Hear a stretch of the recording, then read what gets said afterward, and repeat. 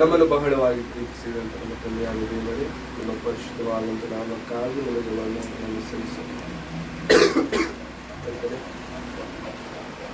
ವಾರವೆಲ್ಲ ನಮಗೆ ಕಾಪಾಡಿ ಈ ವಾರದ ಮೊದಲನೇ ದಿನದ ಮುಂಜಾನೆಯ ಸಮಯದಲ್ಲಿ ನಿಮ್ಮ ಪಾದದ ಸನ್ನಿಧಾನದಲ್ಲಿ ನಾವು ಸೇರಿದಂತೆ ನಿಮ್ಮನ್ನು ಹಾಡುವಂತೆ, ನಿಮ್ಮನ್ನು ಕೊಂಡಾಡುವಂತೆ, ನಿಮ್ಮನ್ನು ಆರಾಧಿಸುವಂತೆ ಈ ಸಮಯದಲ್ಲಿ ನಿಮ್ಮ ಮಾತುಗಳನ್ನು ಕೇಳುವುದಕ್ಕೆ ಸ್ವಾಮಿ ನಮಗೆ ನೀವು ಕೊಟ್ಟಿರುವಂಥ ಈ ಶ್ರೇಷ್ಠ ಭಾಗ್ಯಕ್ಕಾಗಿ ನಮಗೆ ಕರ್ತನೆ. ನಮ್ಮನ್ನು ನಾವು ನಿಮ್ಮ ಕರಗಳಿಗೆ ಒಪ್ಪಿಸಿಕೊಳ್ಳುವಂತೆ, ನಮ್ಮನ್ನು ನಾವು ನಿಮ್ಮ ವಾಕ್ಯಕ್ಕೆ ತಗ್ಗಿಸಿಕೊಳ್ಳುವವರಾಗಿರುವಂತೆ, ನಮ್ಮನ್ನು ನಾವು ಸ್ವಾಮಿ ನಿಮಗೆ ಅಧೀನ ಮಾಡಿಕೊಳ್ಳುವವರಾಗಿರುವಂತೆ ನಮಗೆ ಸಹಾಯ.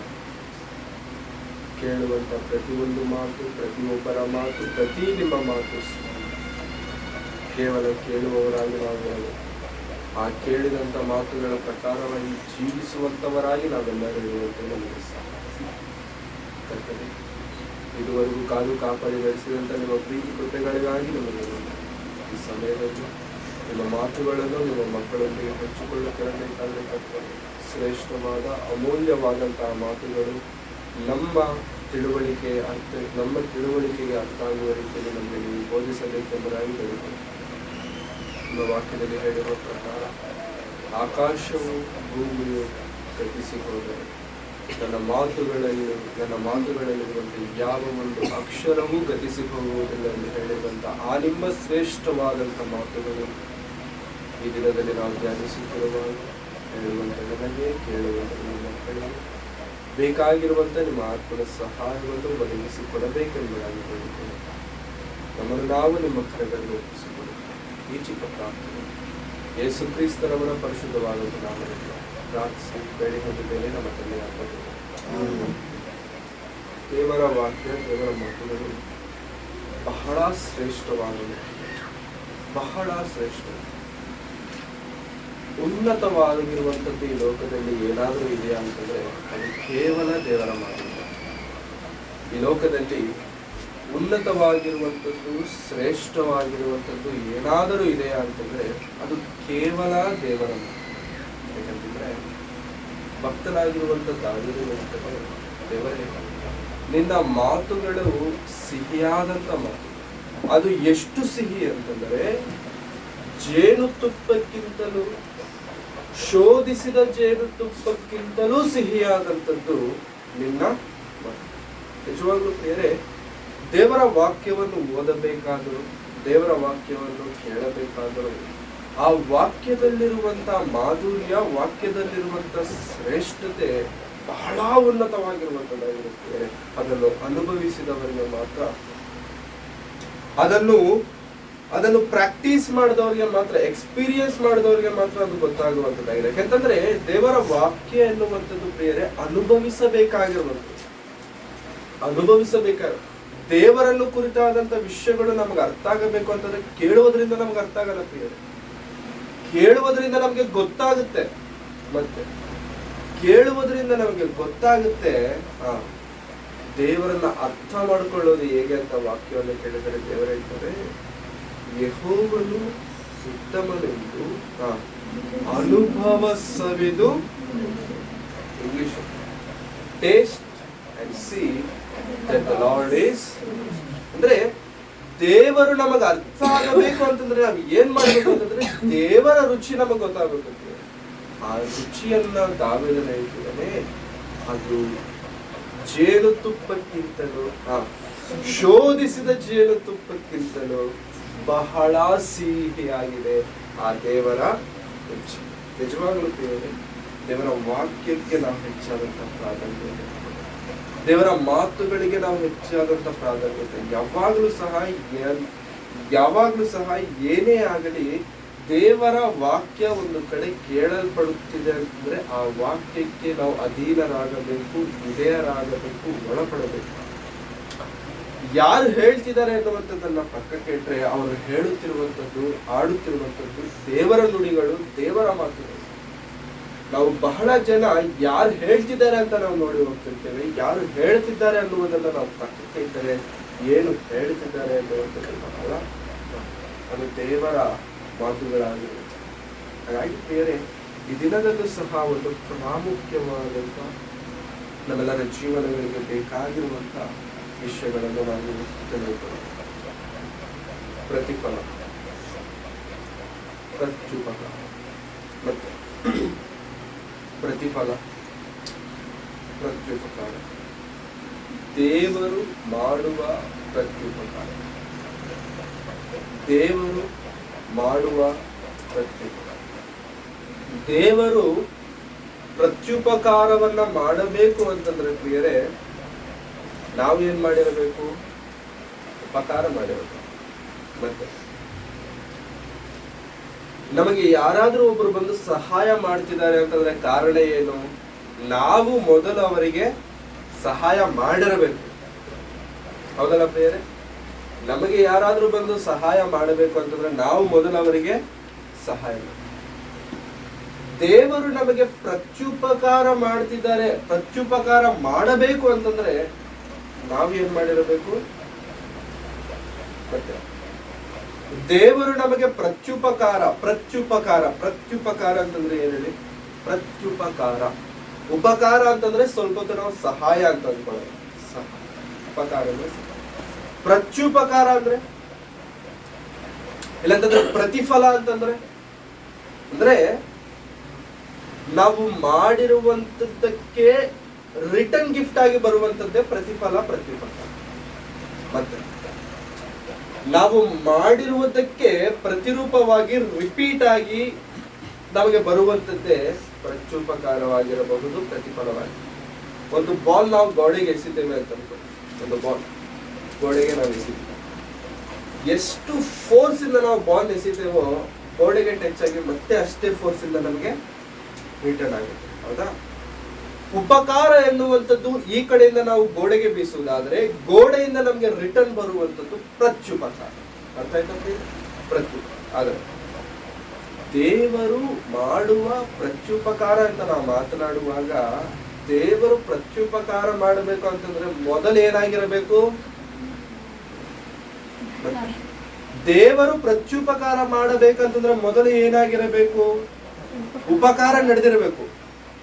ಉಪಕಾರ ನಡೆದಿದ್ದರೆ ದೇವರು ಪ್ರತ್ಯುಪಕಾರ ಮಾಡ್ತಾರೆ. ಇಬ್ರಿಯರಿಗೆ ಬರೆದಂತ ಪತ್ರಿಕೆ 6ನೇ ಅಧ್ಯಾಯ 10ನೇ ವಚನವನ್ನು ನಾವು ಧ್ಯಾನಿಸೋಣ. 6ನೇ ಅಧ್ಯಾಯ 10ನೇ ವಚನ. ನೀವು ದೇವಜನರಿಗೆ ಉಪಚಾರ ಮಾಡಿದಿರಿ, ಇನ್ನೂ ಮಾಡುತ್ತಾ ಇದ್ದೀರಿ. ಈ ಕೆಲಸವನ್ನು ಇದರಲ್ಲಿ ನೀವು ದೇವರ ನಾಮದ ವಿಷಯವಾಗಿ ತೋರಿಸಿದ ಪ್ರೀತಿಯನ್ನು ದೇವರ ನಾಮದ ವಿಷಯವಾಗಿ ತೋರಿಸಿದ ಪ್ರೀತಿಯನ್ನು ಆತನು ಮರೆಯುವುದಕ್ಕೆ ಅನ್ಯಾಯಸ್ಥನಲ್ಲ. ಆತನು ಮರೆಯುವುದಕ್ಕೆ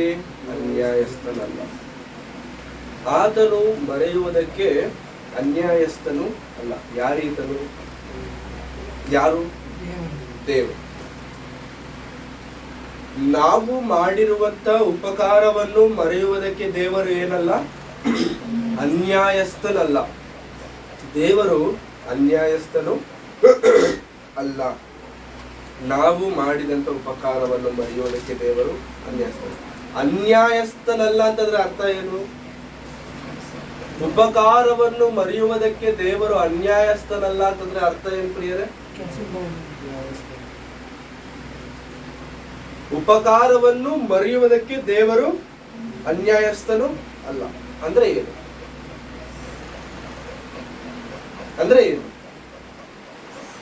ದೇವರು ಅನ್ಯಾಯಸ್ಥನಲ್ಲ. ಯಾವಾಗ? ನಾವು ಉಪಕಾರ.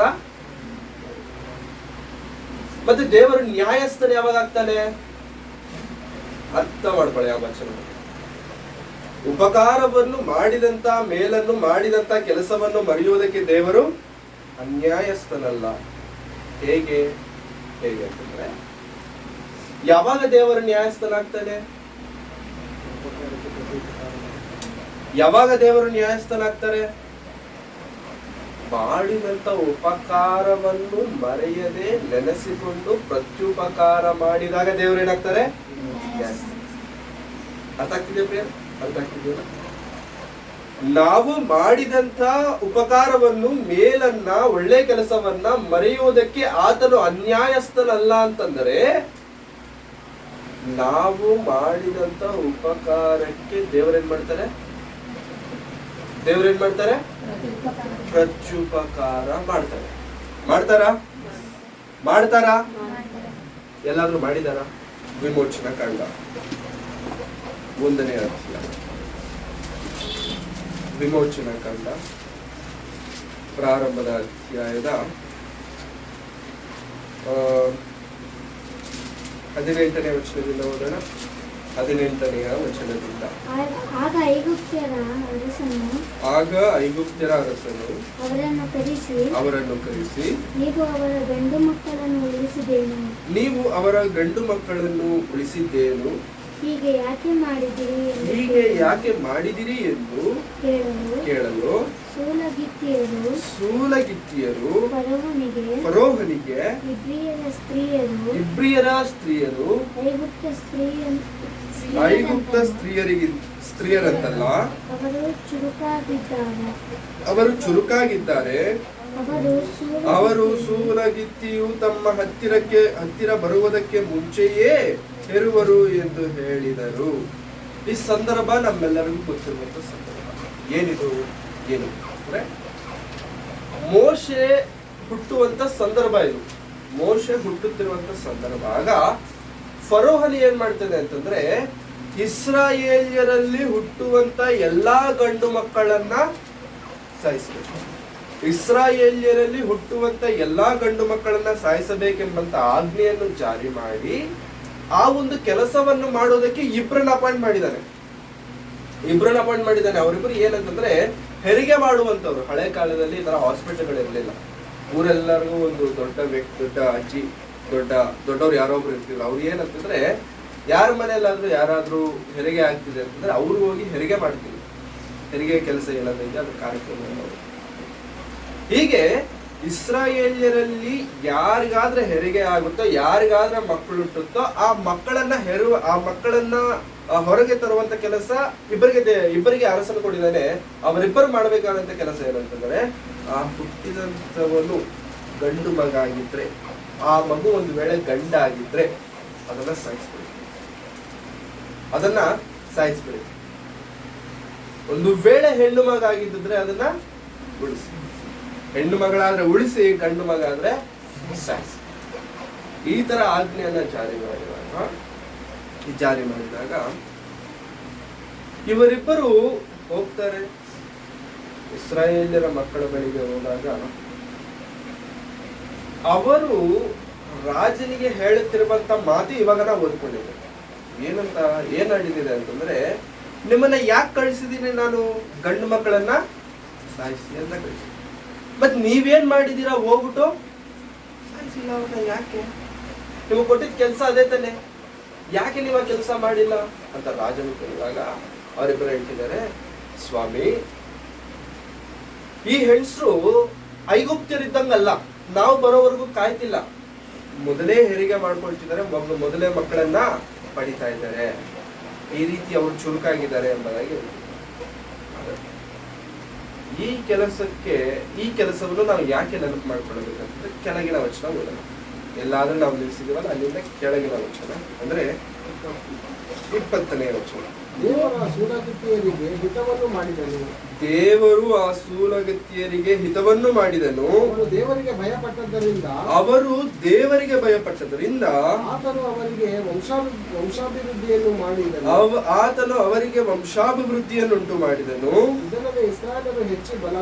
ಇದಲ್ಲದೆ ಇಸ್ರಾಯೇಲ್ಯರು ಹೆಚ್ಚಿ ಬಲಗೊಂಡರು.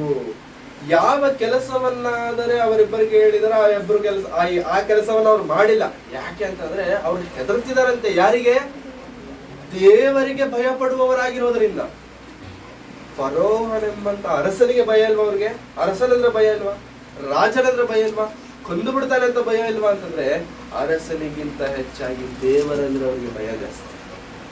ದೇವರಿಗೆ ಭಯ ಪಡುವವರಾಗಿದ್ದು ದೇವರಿಗೆ ದ್ರೋಹ ಮಾಡುವುದಕ್ಕೆ ಆಗದೆ ರಾಜನಿಗೆ ಬೇಕಾದ್ರೆ ಏನೊಂದು ಹೇಳ್ಬಿಡ್ಬೋದು, ದೇವರಿಗೆ ಏನ್ ಹೇಳೋದಕ್ಕಾಗುತ್ತೆ? ಹಾಗಂತ ಹೇಳ್ಬಿಟ್ಟು ಪ್ರಿಯರೇ, ಆವತ್ತು ಮೋಶೆ ಉಳಿಯುವುದಕ್ಕೆ ಕಾರಣರಾಗಿದ್ದಾರೆ ಇವರಿಬ್ಬರು. ಆ ಒಂದು ದಿನದಲ್ಲಿ ಮೋಶೆ ಬದುಕುವುದಕ್ಕೆ ಕಾರಣರಾಗಿದ್ದಾರೆ. ಅವರಿಬ್ಬರ ಹೆಸರನ್ನು ಕೂಡ ಮೇಲೆ ದೇವರು ಮೆನ್ಷನ್ ಮಾಡ್ತಾರೆ 15ನೇ ವರ್ಷದ ಪ್ರಾರಂಭದಲ್ಲಿ. 15ನೇ ವರ್ಷದ ಪ್ರಾರಂಭದಲ್ಲಿ ಗುಪ್ತ ದೇಶದ ಅರಸನು ಶಿಫ್ರಾ ಪೂಗ ಎಂಬ ಇಬ್ರಿಯ ಸೂಲಗಿತ್ಯರ ಸಂಗಡ ಮಾತನಾಡಿ, ಇವರಿಬ್ಬರ ಹೆಸರು ಏನಂತಂದ್ರೆ ಶಿಫ್ರಾ. ಇವರಿಬ್ರು ಏನ್ ಮಾಡಿದ್ದಾರೆ ಅಂತಂದ್ರೆ ಪ್ರಿಯರೇ, ಮೋಶೆ ಬದುಕುವುದಕ್ಕೆ ಚಾನ್ಸ್ ಕೊಟ್ಟಿದ್ದಾರೆ. ಒಂದು ವೇಳೆ ಮೋಶೆ ಅವತ್ತು ಸತ್ತಿದ್ದಿದ್ರೆ ಒಂದು ದೊಡ್ಡ ನಾಯಕನಾಗ್ತಿರ್ಲಿಲ್ಲ. ಆ ನಾಯಕನು ಇಸ್ರಾಯೇಲ್ಯರನ್ನ ನಡೆಸುವುದಕ್ಕೆ ಆಗುತ್ತಿರಲಿಲ್ಲ. ಧರ್ಮಶಾಸ್ತ್ರ ಬರ್ತಿರಲಿಲ್ಲ. ಅವರು ಕಾನಾನ್ ಎಂಬಂತ ಒಳ್ಳೆಯ ದೇಶಕ್ಕೆ ಹೋಗೋದಕ್ಕೆ ಸಾಧ್ಯವಾಗುತ್ತಿರಲಿಲ್ಲ. ಈ ಎಲ್ಲಾ ಕೆಲಸಕ್ಕೆ ಕಾರಣರು ಯಾರಾಗಿದ್ದಾರೆ ಅವತ್ತು ಅಂತಂದ್ರೆ ಶಿಫ್ರಾ ಪೂಗ. ಒಂದು ವೇಳೆ ಅವರಿಬ್ಬರು ಆ ದಿನದಲ್ಲಿ ಮೋಶೆಯನ್ನು ಸಾಯಿಸಿಬಿಟ್ಟಿದ್ರೆ ಮೋಶೆ ಎಂಬ ದೊಡ್ಡ ನಾಯಕನು ನಮಗೆ ಚರಿತ್ರೆಯಲ್ಲಿ ಕಾಣ್ತಿರ್ಲಿಲ್ಲ. ಮೋಶೆ ಎಂಬ ನಾಯಕನು ನಮಗೆ ಚರಿತ್ರೆಯಲ್ಲಿ ಕಾಣ್ತಿರ್ಲಿಲ್ಲ ಪ್ರಿಯರೇ. ಆ ಉಪಕಾರವನ್ನ ದೇವರು ಮರೆತಿದ್ದಾರ? ಆ ಒಂದು ಮಾಡಿದಂತ ಒಳ್ಳೆ ಕೆಲಸವನ್ನ ದೇವರು ಮರೆತಿದ್ದಾರೆ ಅಂತಂದ್ರೆ ಖಂಡಿತ ಮರೆತಿಲ್ಲ ಪ್ರಿಯರೇ. ಅವರು ದೇವರಿಗೆ ಭಯಪಟ್ಟದರಿಂದ ಆತನು ಅವರಿಗೆ ವಂಶಾಭಿವೃದ್ಧಿಯನ್ನು ಉಂಟು ಮಾಡಿದನು. ಅವರ ವಂಶವನ್ನು ಅಭಿವೃದ್ಧಿ ಮಾಡಿದ್ದಾನೆ.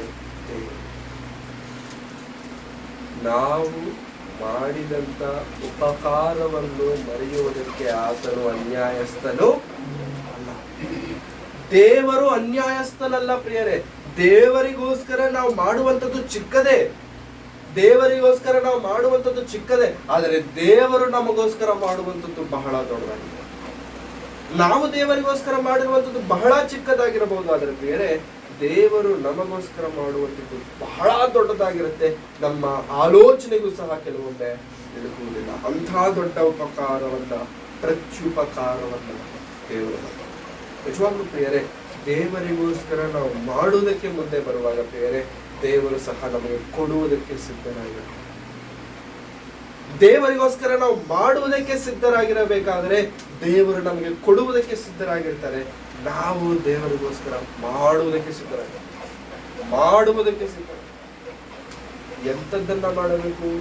ಶಿಫ್ರಾ ಪೂಗ ಇವರಿಬ್ಬರು ಮಾಡಿರುವಂತ ಕೆಲಸ ಚಿಕ್ಕ ಕೆಲಸ ಅಂತ ಅನ್ಕೊಂಡಿದ್ದೀರ? ಚಿಕ್ಕ ಕೆಲಸ ಅಂತ ಅನ್ಕೊಂಡಿದ್ರೆ ಇಲ್ಲ ಪ್ರಿಯರೇ. ಒಂದು ವೇಳೆ ಅರಸನಿಗೆ ಗೊತ್ತಾಗಿದ್ದಿದ್ರೆ ಅಲ್ಲೇ ಆ ಕ್ಷಣದಲ್ಲಿ ಅವ್ರ ಪ್ರಾಣ ಹೋಗುತ್ತೆ. ಪ್ರಾಣ ಹೋಗುವ ಮಟ್ಟಿಗೆ ದೇವರ ಸೇವೆ ಮಾಡಿರುವಂತವರು. ಪ್ರಾಣ ಹೋಗುತ್ತೆ ಅಂತ ಗೊತ್ತಿದ್ದರೂ ಕೂಡ ದೇವರಿಗೋಸ್ಕರ ದೇವರ ಮಕ್ಕಳನ್ನ ನಿಲ್ಲಿಸಿದಂತವರವರಿಬ್ಬರು.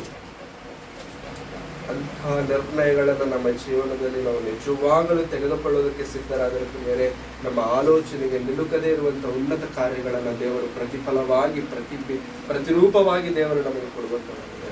ದೇವರಿಗೋಸ್ಕರ ನಾವು ಮಾಡಬೇಕು. ಮೊದಲು ದೇವರಿಗೋಸ್ಕರ ನಾವು ಮಾಡಬೇಕು. ಹಾಗಾಗಿ ಪ್ರಿಯರೇ, ಶಿಫ್ರಾ ಪೂಗ ಚರಿತ್ರೆಯಲ್ಲಿ ನಮಗೆ ಕಾಣುವಂತ ದೇವರಿಗೋಸ್ಕರ ನಿಂತಂತ ಇಬ್ಬರು. ಯಾಕೋಬನು ಬರೆದಂತ ಪತ್ರಿಕೆ 2ನೇ ಅಧ್ಯಾಯ. ಯಾಕೋಬನು ಬರೆದಂತ ಪತ್ರಿಕೆ 2ನೇ ಅಧ್ಯಾಯ 25ನೇ ವಚನ. 2ನೇ ಅಧ್ಯಾಯ 25ನೇ ವಚನ. ಅದೇ ರೀತಿಯಾಗಿ 2ನೇ ಅಧ್ಯಾಯ 25ನೇ ವಚನ. ಅದೇ ರೀತಿಯಾಗಿ ಸೂಳೆಯಾದ ರಹಬಳು ಗೂಢಚಾರರನ್ನು ತನ್ನ ಮನೆಯಲ್ಲಿ ಸೇರಿಸಿಕೊಂಡು ಬೇರೆ ದಾರಿಯಿಂದ ಅವರನ್ನು ಕಳುಹಿಸಿದ್ದರಲ್ಲಿ ಕ್ರಿಯೆಗಳಿಂದಲೇ ನೀತಿವಂತಳೆಂಬ ನಿರ್ಣಯವನ್ನು ಹೊಂದಿದ್ದಳಲ್ಲವೇ. ಈಗ ನಾವು ಮಾತನಾಡಿಕೊಳ್ಳುತ್ತಿರುವಂತಹ ಆಕೆ ಹೆಸರು ರಹಬಳು. ಸೊಸೈಟಿಯಲ್ಲಿ ರಹಬಳಿಗೆ ಒಳ್ಳೆ ಹೆಸರಿಲ್ಲ ಪ್ರಿಯರೇ. ರಹಬಳಿಗೆ ಸೊಸೈಟಿಯಲ್ಲಿ ಒಳ್ಳೆ ಹೆಸರಿಲ್ಲ. ಯಾಕೆಂತಂದ್ರೆ ಆಕೆ ಏನಾಗಿದ್ದಾಳೆ ಅಂತ ವಾಕ್ಯ ಹೇಳ್ತಿದೆ. ದೊಡ್ಡ ಮಾತದು. ಆಕೆ ಒಳ್ಳೆ ಕ್ಯಾರೆಕ್ಟರ್ ಉಳ್ಳವಳಲ್ಲ. ಆದರೆ ಪ್ರಿಯರೇ, ದೇವರ ಭಯ ಇರುವಂಥದ್ದು. ದೇವರಂದ್ರೆ ಹೆದರು. ಏನ್ ಮಾಡಿದಾಳೆ ಈಕೆ? ಏನ್ ಮಾಡಿದ್ದಾರೆ ಅಂತಂದ್ರೆ ಇಸ್ರಾಯೇಲ್ಯರಿಂದ ಗೂಢಾಚಾರಿಗಳು ಬರ್ತಾರೆ. ಗೂಢಾಚಾರಿಗಳು ಯಾವ ಪಟ್ಟಣದಲ್ಲಿ ಈಕೆ ಇದ್ದಾಳೆ ಪ್ರಿಯರೇ? ಮಕ್ಕಳು ಹೇಳಬೇಕು. ಈಕೆ ಈ ರಹಾಬಳೆಂಬಂತ ಈ ಸ್ತ್ರೀ ಯಾವ ಪಟ್ಟಣದಲ್ಲಿದ್ದಾಳೆ? ಯಾವ ಪಟ್ಟಣದಲ್ಲಿರುವಂತ ಹೆಂಗಸು ಈಕೆ? ಯಾವ ಪಟ್ಟಣ? ಎರಿಕೋ ಪಟ್ಟಣ. ಎರಿಕೋ ಪಟ್ಟಣದಲ್ಲಿರುವಂತ ಈಕೆಯ ಬಳಿಗೆ ಗೂಢಾಚಾರಿಗಳಾಗಿ ಇಸ್ರಾಯೇಲ್ಯರು ಬರ್ತಾರೆ. ಈ ಇಸ್ರಾಯೇಲ್ಯರು ಬಂದಾಗ ಅವರನ್ನ ಎರಿಕೋ ಪಟ್ಟಣದ ಒಂದು ಸೈನಿಕರಿಗೆ ಗೊತ್ತಾಗದಂತೆ ಆಕೆಯ ಮನೆಯಲ್ಲಿ ಬಚ್ಚಿಡ್ತಾಳೆ. ಆಕೆಯ ಮನೆಯಲ್ಲಿ ಬಚ್ಚಿಡ್ತಾರೆ ಇವರಿಬ್ಬರನ್ನ. ಬಚ್ಚಿಟ್ಟು ಅವ್ರು ಹೋದ್ಮೇಲೆ ಬೇರೆ ಮಾರ್ಗದಿಂದ ಅವರಿರುವ ಆ ಜನರಿರುವಂತ ಜಾಗಕ್ಕೆ ಈಕೆ ಕಳಿಸ್ಬಿಡ್ತಾರೆ. ಯಾರು? ರಹಾಬಳು ಕಳಿಸ್ಬಿಡ್ತಾರೆ. ಈ ಮಾಡಿದಂತ ಕೆಲಸಕ್ಕೆ ದೇವರು ಪ್ರತ್ಯುಪಕಾರವಾಗಿ ಏನ್ ಮಾಡಿದ್ದಾನೆ ಆಕೆಗೆ? ಈ ಕೆಲಸಕ್ಕೆ ಪ್ರತ್ಯುಪಕಾರವಾಗಿ ದೇವರು ಏನ್ ಮಾಡಿದ್ದಾರೆ? ಎರಿಕೋ ಪಟ್ಟಣವನ್ನ ನಾಶ ಮಾಡುವುದಕ್ಕೆ, ಯುದ್ಧ ಮಾಡುವುದಕ್ಕೆ, ಅದನ್ನು ಜಯಿಸುವುದಕ್ಕೆ ಹೋಗಬೇಕಾದರೆ ಆಕೆಯ ಕುಟುಂಬವನ್ನ ಮುಟ್ಲಿಲ್ಲ ಇಸ್ರಾಯೇಲ್, ಸಾಯಿಸ್ಲಿಲ್ಲ. ಆಕೆಯ ಮಾತ್ರವಲ್ಲದೆ ಆಕೆ ತಂದೆ ತಾಯಿ ಅವರ ಬಂಧುಗಳು ಎಷ್ಟು ಜನರನ್ನ ಆಕೆ ಕಾಪಾಡಬೇಕಂತ ಅಂದುಕೊಂಡ್ಲೋ ಅಷ್ಟು ಜನರನ್ನ ಆ ದಿನದಲ್ಲಿ ರಹಾಬಳು ಕಾಪಾಡಿದಳು. ಅದಕ್ಕೆ ಸೂಚನೆಯಾಗಿ ಆ ಬಂದಂತ ಗೂಢಾಚಾರಿಗಳು ಏನ್ ಹೇಳ್ತಾರೆ ಅಂತಂದ್ರೆ, ಒಂದು ಹಗ್ಗ ಕೊಡ್ತಾರೆ, ಒಂದು ದಾರ ಕೊಡ್ತಾರೆ. ಈ ದಾರವನ್ನ ಏನ್ ಮಾಡು ಅಂತಂದ್ರೆ ಕಿಟಕಿ ಕಟ್ಟು, ನಿನ್ನ ಕಿಟಕಿ ಕಟ್ಟು, ಮನೆ ಕಿಟಕಿ ಇದೆಯಲ್ಲ ಕಿಟಕಿ ಕಟ್ಟು. ಯಾವ ಮನೆಗಾದ್ರೆ ಈ ದಾರ ಕಟ್ಟಿರುತ್ತೆ, ಯಾವ ಮನೆ ಕಿಟಕಿಗಾದ್ರೆ ಈ ದಾರ ಕಟ್ಟಿರುತ್ತೋ ಆ ಮನೆಯನ್ನ ನಾವು ಮುಟ್ಟಲ್ಲ. ನಾಳೆ ಬೆಳಿಗ್ಗೆ ಬಂದಾಗ, ನಾಳೆ ಒಂದು ವೇಳೆ ಯುದ್ಧಕ್ಕೆ ಬಂದಾಗ ಅದನ್ನ ನಾವು ಮುಟ್ಟುವುದಿಲ್ಲ. ರಹಾಬಳನ್ನ ದೇವರು ಕಾಪಾಡಿರುತ್ತಾರೆ. ರಹಾಬಳಿಗೆ ದೇವರು ಮಾಡಿರುವಂತ ಪ್ರತ್ಯುಪಕಾರ ನಿಜವಾಗ್ಲೂ ಪ್ರಿಯರೇ, ದೇವರಿಗೋಸ್ಕರ ನಾವು ಮಾಡಿದಾಗ, ದೇವರಿಗೋಸ್ಕರ ನಾವು ಮಾಡುವುದಕ್ಕೆ ಸಿದ್ಧರಾದಾಗ ದೇವರು ಸಹ ಮಾಡುವುದಕ್ಕೆ ಸಿದ್ಧ. ದೇವರಿಗೆ ನಾವು ಮೊದಲು ಮಾಡಬೇಕು, ಅನಂತರ ದೇವರು ಮಾಡುವುದಕ್ಕೆ ಸಿದ್ಧರಾಗಿರ್ತಾರೆ ಪ್ರಿಯರೇ. ಅದು ತಡವಾಗಬಹುದು, ಆದರೆ ದೇವರು ಖಂಡಿತ ಮಾಡ್ತಾರೆ. ಪ್ರತ್ಯುಪಕಾರವನ್ನ ದೇವರು ಮಾಡ್ತಾರೆ. ದೇವರ ಪ್ರತ್ಯುಪಕಾರವನ್ನ ಮಾಡಬೇಕಂತಂದ್ರೆ ನಾವು ದೇವರಿಗೆ ಉಪಕಾರ ಮಾಡಬೇಕು. ಯೇಸು ಕ್ರಿಸ್ತರವರು ಕೂಡ ಲೋಕಕ್ಕೆ ಬಂದಾಗ ಒಂದು ಮಾತು ಹೇಳ್ತಾರೆ. ಮತ್ತಾಯನು ಬರೆದಂತಹ ಸುವಾರ್ತೆ 10ನೇ ಅಧ್ಯಾಯ. ಮತ್ತಾಯನು ಬರೆದಂತಹ ಸುವಾರ್ತೆ 10ನೇ ಅಧ್ಯಾಯ. ಮತ್ತಾಯನು ಬರೆದಂತಹ ಸುವಾರ್ತೆ 10ನೇ ಅಧ್ಯಾಯ 42ನೇ ವಚನದಲ್ಲಿರುವಂತ ವಾಕ್ಯವನ್ನು ನಾವು ಈ ಚಿಕ್ಕವರಲ್ಲಿ ಒಬ್ಬನಿಗೆ ಯೇಸುವಿನ ಶಿಷ್ಯರೆಂದು ಯಾವನಾದರೂ ಒಂದು ತಂಬಿಗೆ ತಣ್ಣೀರನ್ನಾದರೂ ಕುಡಿಯುವುದಕ್ಕೆ ಕೊಟ್ಟರೆ ಬರತಕ್ಕ ಪ್ರತಿಫಲವು ಅವನಿಗೆ ತಪ್ಪುವುದೇ ಇಲ್ಲ. ಬರತಕ್ಕ ಪ್ರತಿಫಲ ಏನ್ ಮಾಡಿದರೆ ಈ ವ್ಯಕ್ತಿ? ಯೇಸು ಕ್ರಿಸ್ತನ ನಾಮದಲ್ಲಿ ಬಂದಿರುವಂತವರಿಗೆ ಒಂದು ತಂಬಿಗೆ ನೀರು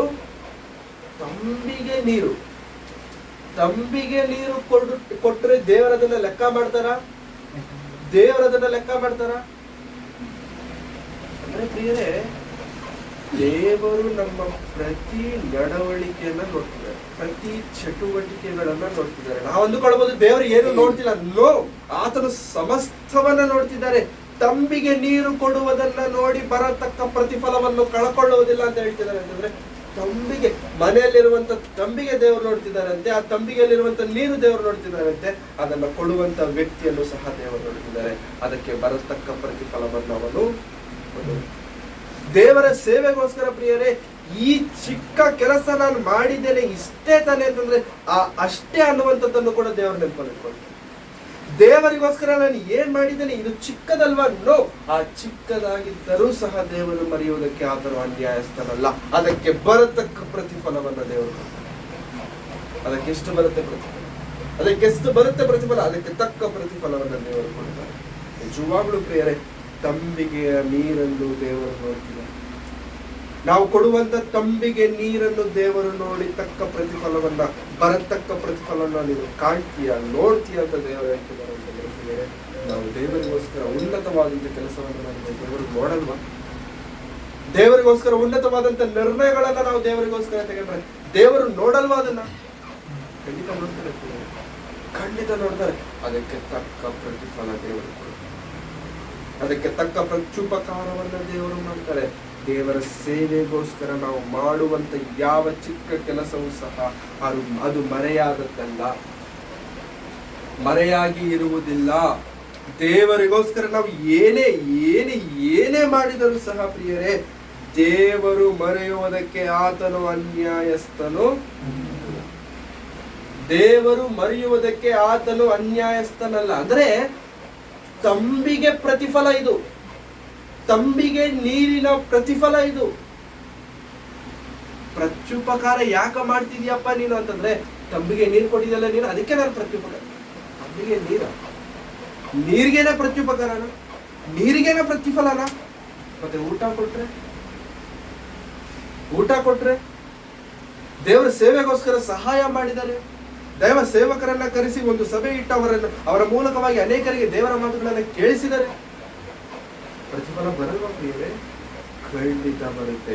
ದೇವರಿಗೋಸ್ಕರ ನಾವು ಮಾಡುವಂತ ಯಾವ ಚಿಕ್ಕ ಕೆಲಸವಾದರೂ ಮರೆಯುವುದಕ್ಕೆ ಆತನು ಅನ್ಯಾಯಸ್ಥನು.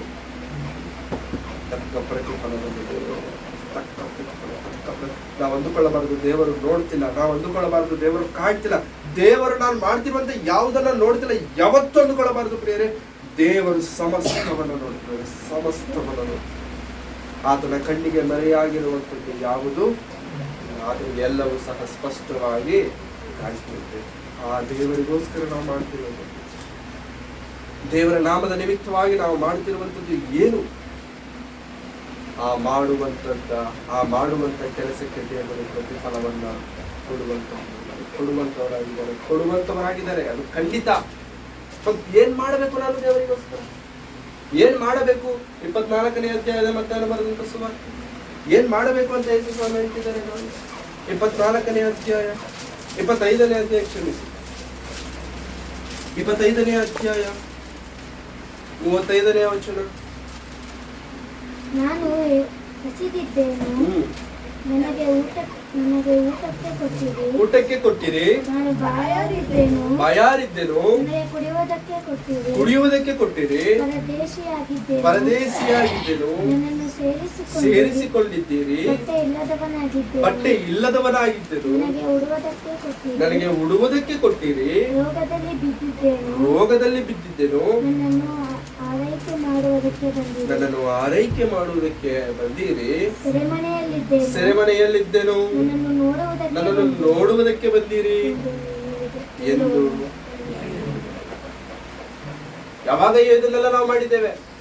ಯಾವಾಗ ಇದನ್ನೆಲ್ಲ ನಾವು ಮಾಡಿದ್ದೇವೆ ಅಂತಂದ್ರೆ, ಒಬ್ಬ ವ್ಯಕ್ತಿಗೆ ನನ್ನ ನಾಮದ ನಿಮಿತ್ತವಾಗಿ ನೀವು ಆ ದಿನದಲ್ಲಿ ಬಟ್ಟೆ ಕೊಟ್ರಲ್ಲ, ಊಟ ಕೊಟ್ರಲ್ಲ, ನೋಡೋದಕ್ಕೆ ಹೋದ್ರಲ್ಲ, ಅದಕ್ಕೆ ಪ್ರತಿಫಲನೇ ಇದು, ಅದಕ್ಕೆ ಪ್ರತ್ಯುಪಕಾರವೇ ಇದು. ದೇವರು ಮಾಡುವಂತ ಪ್ರತ್ಯುಪಕಾರ ಹೇಗಿದೆ ಅಂತ ನಾವು ನೋಡುವಾಗ ಪ್ರಿಯರೇ, ದೇವರ ನಾಮದ ನಿಮಿತ್ತವಾಗಿ, ಯೇಸು ಕ್ರಿಸ್ತನ ನಾಮದ ನಿಮಿತ್ತವಾಗಿ ನಾವು ಮಾಡುವಂತ ಒಂದೊಂದು ಕೆಲಸವನ್ನ ದೇವರು ನೆನಪಿನಲ್ಲಿಟ್ಕೊಳ್ತಾರೆ. ಒಂದೊಂದು ಕೆಲಸವನ್ನ ದೇವರು ನೆನಪಿನಲ್ಲಿಟ್ಕೊಳ್ತಾರೆ. ನಿಜವಾಗ್ಲೂ ಪ್ರಿಯರೇ, ದೇವರ ಸೇವೆಗೋಸ್ಕರ ನಾವು ನಿಂತುಕೊಳ್ಳುವಾಗ ಪ್ರಿಯರೇ, ದೇವರ ಕೆಲಸಕ್ಕೋಸ್ಕರ ನಾವು ನಿಂತುಕೊಳ್ಳುವಾಗ, ಆತನು ಕರೆದಾತನು ನಂಬಿಗಸ್ತನು, ಆತನು ಎಂದಿಗೂ ಕೈ ಬಿಡುವಂತ ದೇವರು ಅಷ್ಟೇ. ಅದು ನಂಬಿಕೆ ಅಷ್ಟೇ ಪ್ರಿಯರೇ, ಹುಚ್ಚು ನಂಬಿಕೆ. ಬ್ಲೈಂಡ್ ಆಗಿ ದೇವರನ್ನ ನಂಬಬೇಕು. ನಾವು ಮಾಡುವಂತ ಕೆಲಸಗಳು ಮನುಷ್ಯರು ಹೇಳೋದಲ್ಲ. ನೀನ್ ಇದು ಮಾಡಿದ್ಯಾ, ಅದು ಮಾಡಿದ್ಯಾ, ಆ ತರ ಮಾಡಿದಾರೆ, ಈ ತರ ಮಾಡಿದಾರೆ. ನೋ, ನಾವು ಮಾಡಿರುವಂತ ಕೆಲಸಗಳನ್ನ ನೆನಪಿನಲ್ಲಿಟ್ಟುಕೊಂಡು ಹೇಳಬೇಕಾಗಿರುವಂತದ್ದು ದೇವರು. ನಾವು ಮಾಡಿರುವಂತ ಕೆಲಸಗಳು ನೆನಪಿನಲ್ಲಿರಬೇಕಾಗಿರುವಂತದ್ದು ದೇವರಿಗೆ. ತುಂಬಾ ಜನಕ್ಕಿರುವಂತ ದರಿದ್ರವಾದಂತ ಕೆಟ್ಟ ಅಭ್ಯಾಸ ಏನಂತಂದ್ರೆ ಬೇರೆ, ಅವ್ರು ಏನಾದ್ರು ಮಾಡಿದ್ರೆ ಅದನ್ನ ಮತ್ತೆ ಮತ್ತೆ ಮತ್ತೆ ಮತ್ತೆ ಮತ್ತೆ ಮತ್ತೆ ಹೇಳ್ಕೊಳ್ತಿರ್ತಾರೆ. ಇದು ನಾನೇ ಮಾಡಿರೋದು. ಮತ್ತೆ ಮತ್ತೆ ಮತ್ತೆ ಮತ್ತೆ ಹೇಳ್ಕೊಳ್ತಿರ್ತಾರೆ. ಅವ್ರಿಗೆ ಹೇಳ್ಕೊಳ್ಳೋದು ಇಷ್ಟ, ಹೇಳಿಸ್ಕೊಳ್ಳೋದು ಇಷ್ಟ. ದೇವರು ಹೇಳ್ತಿದ್ದಾರೆ, ನೀನು ಮಾಡುವಂತ ಕೆಲಸ ಮನುಷ್ಯರು ಹೇಳೋದಲ್ಲ, ನಾನೇ ಹೇಳ್ತೀನಿ. ಯಾವಾಗ ಹೇಳ್ತೀಯ ದೇವರೇ? ಯಾವಾಗ ಹೇಳ್ತೀಯ ನಾನು ಮಾಡಿರುವಂತ ಕೆಲಸವನ್ನ ನೀನು ಅಂತಂದ್ರೆ, ಈ ಲೋಕ ಎಲ್ಲ ಅಂತ್ಯ ಆಗುತ್ತಲ್ಲ, ನಿಮ್ಮನ್ನೆಲ್ಲವನ್ನ ಕರ್ಕೊಂಡು ಹೋಗ್ತೀನಲ್ಲ, ಅದುವರೆಗೂ ಭೂಮಿಯ ಮೇಲೆ ಹುಟ್ಟಿರುವಂತ ಸಾವಿರಾರು ಲಕ್ಷಾಂತರ ಕೋಟ್ಯಾಂತರ ಜನ ಅಲ್ಲಿ ನಿಂತಿರ್ತಾರಲ್ಲ, ಅವರೆಲ್ಲರ ಮುಂದೆ ನಿನ್ನನ್ನು ನಿಲ್ಲಿಸಿ ನೀನು ಮಾಡಿರುವಂತ ಎಲ್ಲಾ ಕೆಲಸವನ್ನ ನಾನು ಹೇಳ್ತೇನೆ. ಎಲ್ಲಾ ಕೆಲಸವನ್ನ ನಾನು ಹೇಳ್ತೇನೆ. ನೀನು ಒಳ್ಳೆಯದನ್ನ ಮಾಡಿದರೆ ಒಳ್ಳೆಯದು, ಕೆಟ್ಟದ್ದನ್ನ ಮಾಡಿದ್ರೆ, ನೀನು ಒಳ್ಳೆಯದು ಮಾಡಿದ್ರೆ ಅಲ್ಲೇ ನೀನಿರ್ತೀಯ. ಎಲ್ಲಿ? ಪರಲೋಕ ಸ್ಥಾನ, ಉನ್ನತವಾದಂತ ಸ್ಥಾನ. ಆ ಸ್ಥಾನನ ನಿನಗೆ ಕೊಡಬೇಕಾ? ನಿನ್ನಗೋಸ್ಕರ. ಆ ಲೋಕ ನಿನಗೆ ಕೊಡಬೇಕಾ? ನೀನ್ ನನಗೋಸ್ಕರ ಏನಾದ್ರು ಮಾಡಬೇಕು. ನಿನಗೆ ನೀನು ಹೇಳ್ಕೊಳ್ಳೋದಲ್ಲ ನಾನು ಏನ್ ಮಾಡಿದ್ದೇನೆ ದೇವರಿಗೋಸ್ಕರ ಅಂತ. ನಾನು ಬಂದು ಹೇಳ್ಬೇಕು, ನೀನು ನನಗೋಸ್ಕರ ಏನು ಮಾಡಿದ್ಯಾ ಅಂತ. ನೀನ್ ನನಗೋಸ್ಕರ ಏನ್ ಮಾಡಿದ್ಯಾ ಅಂತ. ನಿಜವಾಗ್ಲೂ ಪ್ರಿಯರೇ, ದೇವರಿಗೋಸ್ಕರ ನಾವು ಮಾಡುವಂತ ಪ್ರತಿಯೊಂದೊಂದು ಕೆಲಸ ಈಸ್ ಕೌಂಟಿಂಗ್. ಯೇಸು ಸ್ವಾಮಿ ಹೇಳ್ತಾರೆ, ನಿನ್ನ ತಲೆಯ ಮೇಲಿರುವಂತ ಕೂದಲನ್ನ ಬೆಳಗಿರುವಂತದ್ದನ್ನ ಕಪ್ಪಗೆ ಮಾಡೋದಕ್ಕಾಗುತ್ತಾ? ಕಪ್ಪಗಿರುವಂತದ್ದನ್ನ ಬೆಳಗ್ಗೆ ಮಾಡೋದಕ್ಕಾಗುತ್ತಾ ಅಂತ ಹೇಳಿ ಕೆಳಗಳ್ತಾರೆ. ನಿನ್ನ ತಲೆಯ ಕೂದಲನ್ನು ದೇವರು ತಲೆ ಕೂದಲ ಲೆಕ್ಕಿಸಿದ್ದಾರೆ. ಎಸ್, ದೇವರ ಲೆಕ್ಕ ಆಗಿರುತ್ತೆ ಪ್ರಿಯರೇ. ದೇವರ ಲೆಕ್ಕ ಪರ್ಫೆಕ್ಟ್ ಆಗಿರುತ್ತೆ. ದೇವರ ಲೆಕ್ಕದಲ್ಲಿ ತಪ್ಪು ಎಂದಿಗೂ ಇರುವುದಿಲ್ಲ. ದೇವರಿಗೋಸ್ಕರ ನಾವು ಮಾಡುವುದಕ್ಕೆ ನಿಂತಾಗ ದೇವರು ಕೊಡುವಂತ ಅತಿ ದೊಡ್ಡ ಪ್ರತಿಫಲ, ಅತಿ ದೊಡ್ಡ ಪ್ರತ್ಯುಪಕಾರ ಪರಲೋಕ ರಾಜ್ಯ. ಪರಲೋಕ ರಾಜ್ಯ. ಆ ಪರಲೋಕ ರಾಜ್ಯವನ್ನು ಹೊಂದಬೇಕು, ಆ ಪ್ರತ್ಯುಪಕಾರವನ್ನ ಪಡೆಯಬೇಕು ಅಂತಂದ್ರೆ ಪ್ರಿಯರೇ, ಈ ಲೋಕದಲ್ಲಿ ದೇವರಿಗೋಸ್ಕರ ನಾವು ಉಪಕಾರಗಳನ್ನು ನಾವು ಮಾಡಬೇಕು. ದೈವ ಸೇವಕರಿಗೆ ಸಹಾಯ ಮಾಡಿರಬೇಕು. ದೇವರ ಸೇವೆಯಲ್ಲಿ ಕೆಲವರನ್ನಾದರೂ ನಿಲ್ಲಿಸಿರಬೇಕು. ದೇವರ ಸೇವೆಯಲ್ಲಿ ನಮ್ಮ ಕಷ್ಟ ಇರಬೇಕು ಪ್ರಿಯರೇ, ಇರಬೇಕು. ದೇವರಿಗೋಸ್ಕರ ನಾವು ಮಾಡಿರುವಂತ ಕೆಲಸಗಳೇನು? ನಿಜವಾಗ್ಲೂ ಪ್ರಿಯರೇ, ದೇವರಿಗೋಸ್ಕರ ನಾನು ಏನ್ ಮಾಡಿದ್ದೇನೆ ಅಂತ ನಾವು ನೆನಪು ಮಾಡ್ಕೊಳ್ಬೇಕು ಪ್ರಿಯರೇ, ನೆನಪು ಮಾಡ್ಕೊಳ್ಬೇಕು. ಒಂದು ವರ್ಷ ಕಳೆದು ಹೋಗ್ತಿದ್ಯಾ, ಆ ಒಂದು ವರ್ಷದಲ್ಲೇ ನಾನು ಏನ್ ಮಾಡಿದ್ದೇನೆ ದೇವರಿಗೋಸ್ಕರ ನೆನಪು ಮಾಡ್ಕೊಳ್ಬೇಕು. ಒಂದು ತಿಂಗಳು ಕಳೆದೋಗಿದೆ, ಆ ತಿಂಗಳಲ್ಲಿ ನಾನು ಏನ್ ಮಾಡಿದ್ದೇನೆ ದೇವರಿಗೋಸ್ಕರ. ಒಂದು ವಾರ ಹೋಗಿದ್ಯಾ, ಈ 6-7 ದಿನಗಳಲ್ಲಿ ನಾನು ಏನ್ ಮಾಡಿದ್ದೇನೆ ದೇವರಿಗೋಸ್ಕರ ಲೆಕ್ಕ ಹಾಕೊಳ್ಬೇಕು ಪ್ರಿಯರೇ, ಲೆಕ್ಕ ಹಾಕೊಳ್ಬೇಕು. ದೇವರಿಗೋಸ್ಕರ ನಾವು ಜೀವಿಸಬೇಕು. ದೇವರಿಗೋಸ್ಕರ ನಾವು ಜೀವಿಸಬೇಕು. ಲೆಕ್ಕ ಹಾಕೊಂಡು ಜೀವಿಸಬೇಕು. ಒಂದೊಂದು ರೂಪಾಯಿ ಲೆಕ್ಕ ಹಾಕೊಳ್ತೀವಲ್ಲ ನಮ್ಮ ಮನೇಲಿ. ಎಷ್ಟಿದೆ ನನ್ನ ಹತ್ರ, ನನ್ನ ಬ್ಯಾಂಕಲ್ಲಿ ಎಷ್ಟಿದೆ, ಮನೇಲಿ ಎಷ್ಟಿದೆ, FD ಎಷ್ಟು ಮಾಡಿದ್ದೀನಿ, RD ಎಷ್ಟು ಮಾಡಿದ್ದೀನಿ, ಇಷ್ಟೆಲ್ಲ ಲೆಕ್ಕ ಹಾಕೊಳ್ತೇವಲ್ಲ. ದೇವರ ಕೆಲಸದಲ್ಲೂ ಅಷ್ಟೇ, ನಾನು ದೇವರಿಗೋಸ್ಕರ ಏನ್ ಮಾಡಿದ್ದೀನಿ ಲೆಕ್ಕ ಹಾಕೊಳ್ಬೇಕು. ಯಾಕೆ ಲೆಕ್ಕ ಹಾಕೊಳ್ಬೇಕು? ಯಾರು ಲೆಕ್ಕ ಹಾಕೊಳ್ತಾರೆ? ಎಷ್ಟಿಟ್ಕೊಂಡವ್ರು ಲೆಕ್ಕ ಹಾಕೊಳ್ತಾರೆ. ಬ್ಯಾಂಕಲ್ಲಿ ದುಡ್ಡಿದ್ದವ್ನು ದುಡ್ಡು ಲೆಕ್ಕ ಹಾಕೊಳ್ತಾರೆ, ಮನೇಲಿ ದುಡ್ಡಿಟ್ಟವನು ದುಡ್ಡು ಲೆಕ್ಕ ಹಾಕೊಳ್ತಾರೆ. ದುಡ್ಡೇ ಇಲ್ಲ ಮನೇಲಿ ಲೆಕ್ಕ ಹಾಕೊಳ್ತಾರೆ. ದುಡ್ಡೇ ಇಲ್ಲ ಬ್ಯಾಂಕಲ್ಲಿ ಲೆಕ್ಕ ಹಾಕೊಳ್ಳೋದಕ್ಕೆ ಏನೈತೆ ಅಲ್ಲಿ ಲೆಕ್ಕ ಹಾಕಕ್ಕೆ? ದೇವ್ರ ಕೆಲಸ ನಾವು ಏನು ಮಾಡ್ಲೇ ಇಲ್ಲ, ನಾವು ಲೆಕ್ಕನೇ ಹಾಕಲ್ಲ. ಏನಾದ್ರು ಮಾಡಿದ್ರೆ ತಾನೇ ಲೆಕ್ಕ ಹಾಕಕ್ಕೆ. ಮಾಡಬೇಕು ನಾವು ದೇವ್ರಿಗೋಸ್ಕರ, ಲೆಕ್ಕ ಹಾಕಬೇಕು ನಾವು. ನಾನು ದೇವರಿಗೋಸ್ಕರ ಅದು ನೋಡ್ಬಿಟ್ಟು ಎಲ್ಲರಿಗೂ ತೋರಿಸಿ ಅಂತಲ್ಲ, ನಾವು ದೇವರಿಗೋಸ್ಕರ ಏನ್ ಮಾಡಿದ್ದೇವೆ ಅನ್ನುವಂಥದ್ದು ಬಹಳ ಪ್ರಾಮುಖ್ಯತೆ. ಆತನು ಈ ಲೋಕವನ್ನೆಲ್ಲ ಅಂತ್ಯ ಮಾಡುವಾಗ ಆತನು ಮೇಘಗಳ ನಡುವೆ ಬರಬೇಕಾದ್ರೆ ಪ್ರಿಯರೇ, ಯೇಸು ಸ್ವಾಮಿ ಕೇಳುವಂಥದ್ದು ಒಂದೇ ಒಂದು ಪ್ರಶ್ನೆ, ಮಗಳೇ ಏನ್ ಮಾಡಿದ್ಯಾ ನೀನು ನನಗೋಸ್ಕರ? ಅಷ್ಟೇ. ನೀನು ನನಗೇನು ಮಾಡಿದ್ಯಾ? ಒಂದು ವೇಳೆ ನೀನು ನನಗೇನಾದ್ರು ಮಾಡಿದ್ರೆ ಈಗಲೇ ತಗೋ, ನಿನಗೋಸ್ಕರ ಸಿದ್ಧವಾಗಿರುವಂತ ಈ ಮಹಾಲೋಕವು